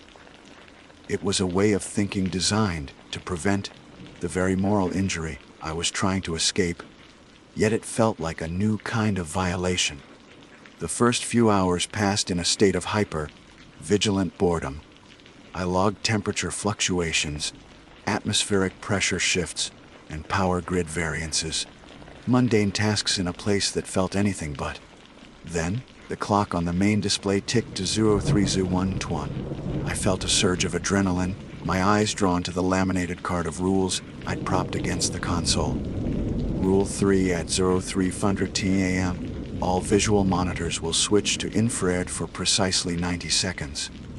Do not look directly at the primary monitor, i.e. 7 during this time. Observe only peripherally. Direct observation is a form of engagement. At 0300, the 8 screens flickered and switched from black and white to the ghostly, thermal palette of infrared. The 7 empty cells glowed with a faint, residual coolness, but the monitor for E7, it was a riot of heat. A figure, now sharply defined, blazed with an internal furnace that painted the screen in shades of white and searing orange. My training screamed at me to look away, but my curiosity was a physical force. I turned my head, focusing on the monitor for E4, keeping E7 in my peripheral vision as the rule dictated. Even from the corner of my eye, the image was deeply unsettling. The asset was tall, impossibly thin, and its limbs seemed to move with a disjointed fluidity that defied anatomy. It wasn't pacing. It was vibrating, a low hum, which I now realized was not coming from the facility's systems, intensified, resonating through the floor. The rule said direct observation was a form of engagement. What did that mean? Was it like the observer effect in quantum physics, where the act of measuring something changes it? Or was it something more esoteric, a principle from a rule book I couldn't begin to comprehend? The 90 seconds felt like an eternity. When the screen switched back to standard monochrome, the hum ceased, and the figure in E7 was once again a vague shape, lost in a snowstorm of static. My hands were shaking. Just as my heart rate began to settle, a new sound emerged. It was faint at first, a high, pitched mewling that seemed to come from the main ventilation, grate high on the wall opposite the cells. Rule 2. Ignore any sounds resembling infant cries or whispers originating from the central ventilation shaft. They are an auditory lure. The sound grew in volume and clarity, resolving into the unmistakable, desperate cry of a newborn baby. Every paternal instinct in my body fired at once. It was a sound hardwired into the human psyche to demand a response. I thought of the Paiute legends of this land, tales of water babies, malevolent spirits that lured people to their deaths with the sound of crying infants. The facility's founders had clearly encountered this phenomenon and codified it into a security protocol. The cries were punctuated by what sounded like whispers, sibilant and sharp, just at the edge of my hearing. Was this a psychological weapon used by one of the assets? Or was the facility itself haunted, built on ground where ancient warnings were not folklore, but literal truth? I gripped the edge of the console, my knuckles white, forcing myself to stare at the monitors, to log another meaningless temperature variance, to do anything but react to the primal, gut-wrenching sound echoing from the vent. The sound wasn't just a lure, it was a test of my ability to dehumanize myself, to suppress empathy in the name of protocol. The rest of the shift was a slow descent into paranoid speculation. What were these things? The term asset was deliberately sterile, a word used for spies or equipment. But these were living things. The bioluminescent flicker mentioned in Rule 4 suggested creatures from the deep sea, organisms that use light to communicate or hunt in total darkness. Perhaps they were extremophiles, organisms evolved to thrive in conditions no human could survive. The crushing pressure of the abyss, the vacuum of space, or the radioactive heart of a nuclear reactor. This facility, buried deep within the Nevada National Security Site, a place infamous for its secrecy and connection to black projects and UFO conspiracies, was the perfect place to house something not of this world. The stories of Area 51 and recovered alien craft, long dismissed as hoaxes, suddenly felt chillingly plausible. This wasn't a prison. It was a vivarium, a laboratory built around the cages, and we, the guards, were just another layer of containment, as expendable as the concrete walls. The labyrinthine corridors weren't just for disorientation. They were part of a larger symbolic structure, a path leading to a center where the monster was not a myth, but a subject of scientific study. My shift was ending. Walsh's replacement, a grim-faced woman named Anya, arrived with the same air of bone, deep wariness. As I was briefing her on the night's non-events, omitting, as I was sure was the unspoken rule, the infant cries and the thermal anomaly, an alarm chimed softly on the monitor for E7. The food slot at the base of the door had opened, and a metal tray was being pushed out from inside. But it was pushed too far. The edge of the tray slid across the floor and touched the solid red line painted a meter from the cell door. Rule 80. Under no circumstances cross the solid red line painted on the floor before cell E7. This is not a suggestion. This is a boundary of physics. The moment the metal tray made contact with the red paint, reality buckled. It's the only way I can describe it. The air around the line shimmered, distorting like a heat haze. A sound, like a billion glass shards grinding together, erupted from the speakers. So loud I clapped my hands over my ears. The lights in the corridor flickered violently, and the monitor for E7 went completely black. It lasted for maybe 2 seconds. Then, silence. The lights stabilized. The monitor came back online, showing the same blizzard of static. The metal tray was gone. Not pulled back, vanished. In its place, on the pristine white floor, was a black, branching pattern like a Lichtenberg figure, the scar left by a massive electrical discharge. Anya didn't flinch. She simply made a note on her datapad. Log a containment breach, level 0. Trans-dimensional shear. She looked at me, her eyes empty of anything but exhaustion. Your shift is over, Vance. Go get some sleep. You're back on in 16 hours. I walked out of Echo Block, my steps unsteady. The labyrinth had shown me another of its impossible turns. The rules weren't just for our safety. They were the laws of a reality that was bleeding into our own. And the red line was a border not between a cell and a hallway, but between what we know and what we can't possibly imagine. The 16 hours between shifts were not a reprieve. They were a different kind of confinement. My quarters were a sterile cube, identical to the thousands of others I imagined honeycombing the earth beneath me. Sleep was a shallow, fractured thing, haunted by the afterimage of the thermal flare in cell E7 and the phantom sound of grinding glass. I'd wake up with my heart pounding, the silence of my room somehow more menacing than the monitored quiet of Echo Block. It was in these hours that the true nature of my isolation began its work.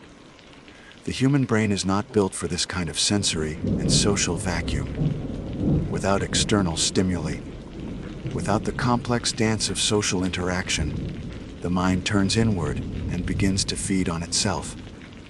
My thoughts became a closed loop, replaying the rules, the static on the monitor, Walsh's tired face. My sense of time began to fray. Was it my third shift or my fourth?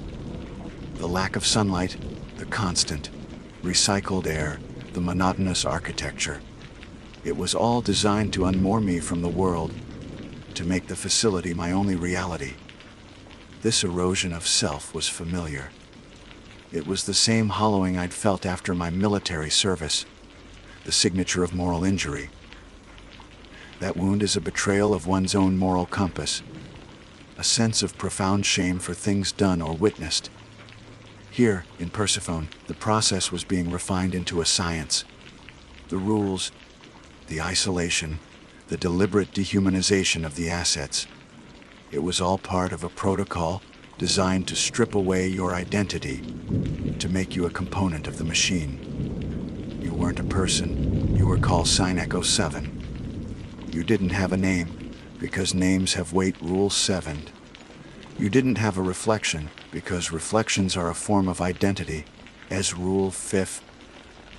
You were being systematically erased, and the most terrifying part was that a piece of me, the part that craved penance, welcomed the oblivion, was becoming an unreliable narrator of my own life, my perceptions skewed by trauma, fear, and a meticulously engineered environment designed to break the human mind.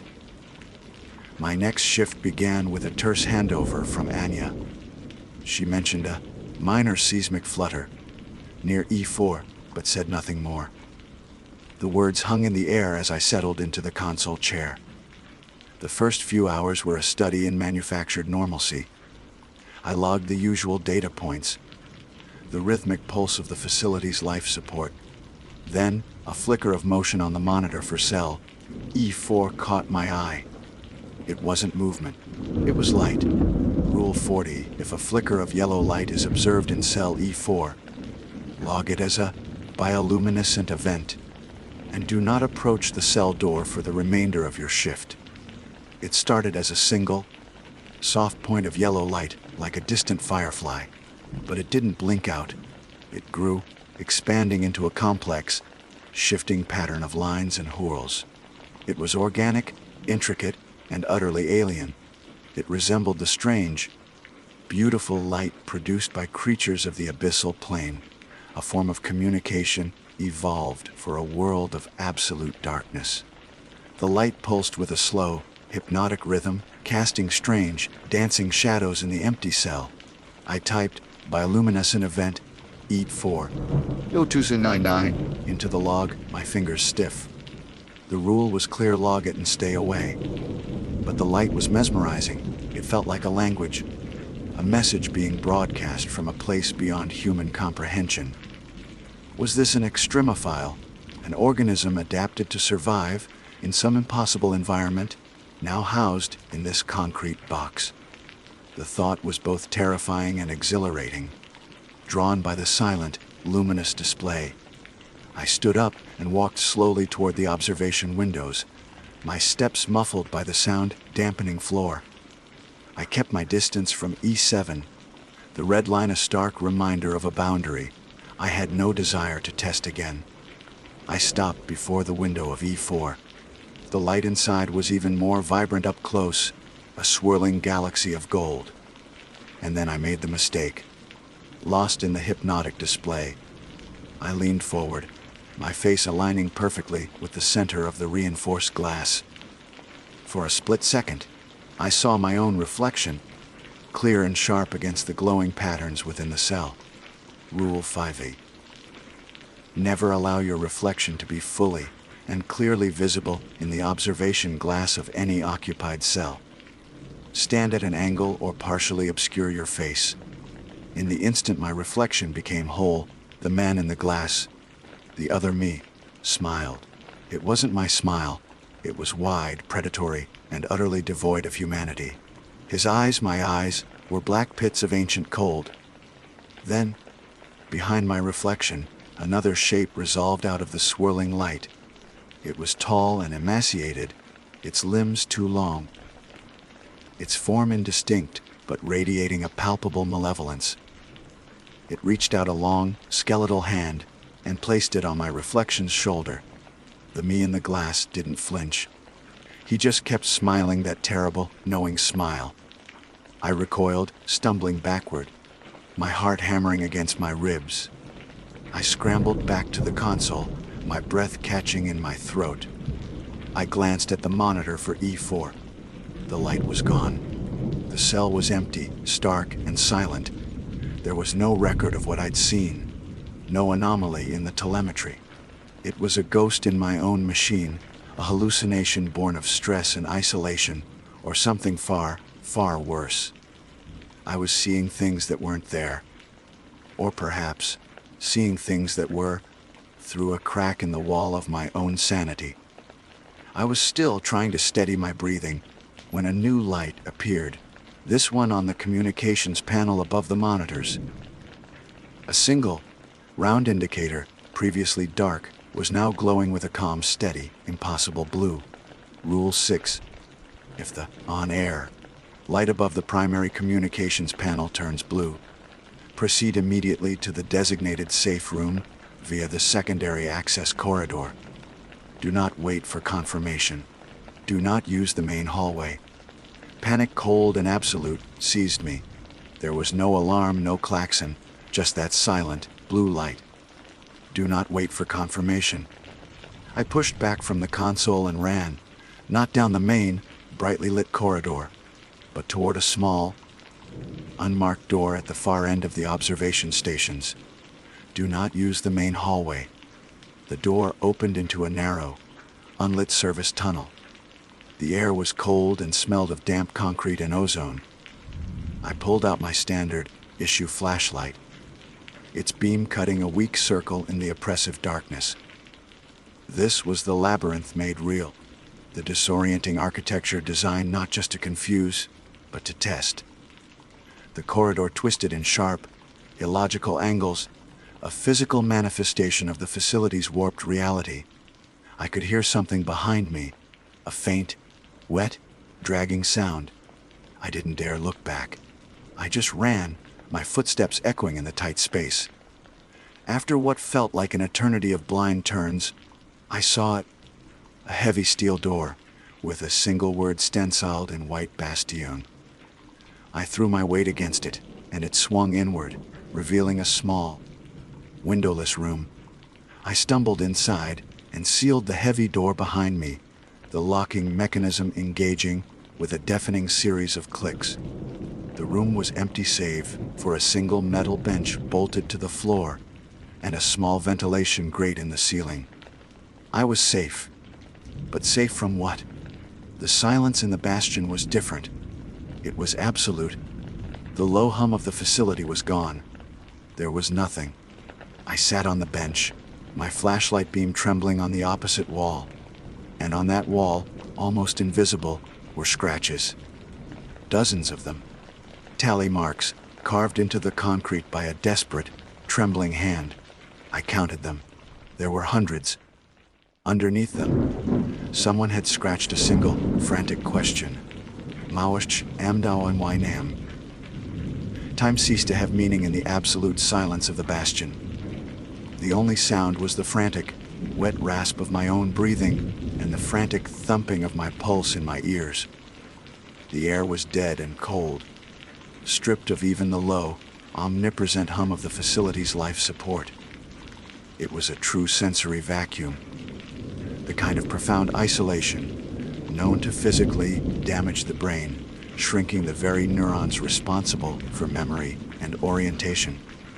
My flashlight beam, the only point of light in a universe of concrete and steel, trembled on the far wall, illuminating the desperate scratches, tally marks, hundreds of them, a record of someone's slow descent into madness, and beneath them, the question that was now seared into my own mind: Kaus and why Nam.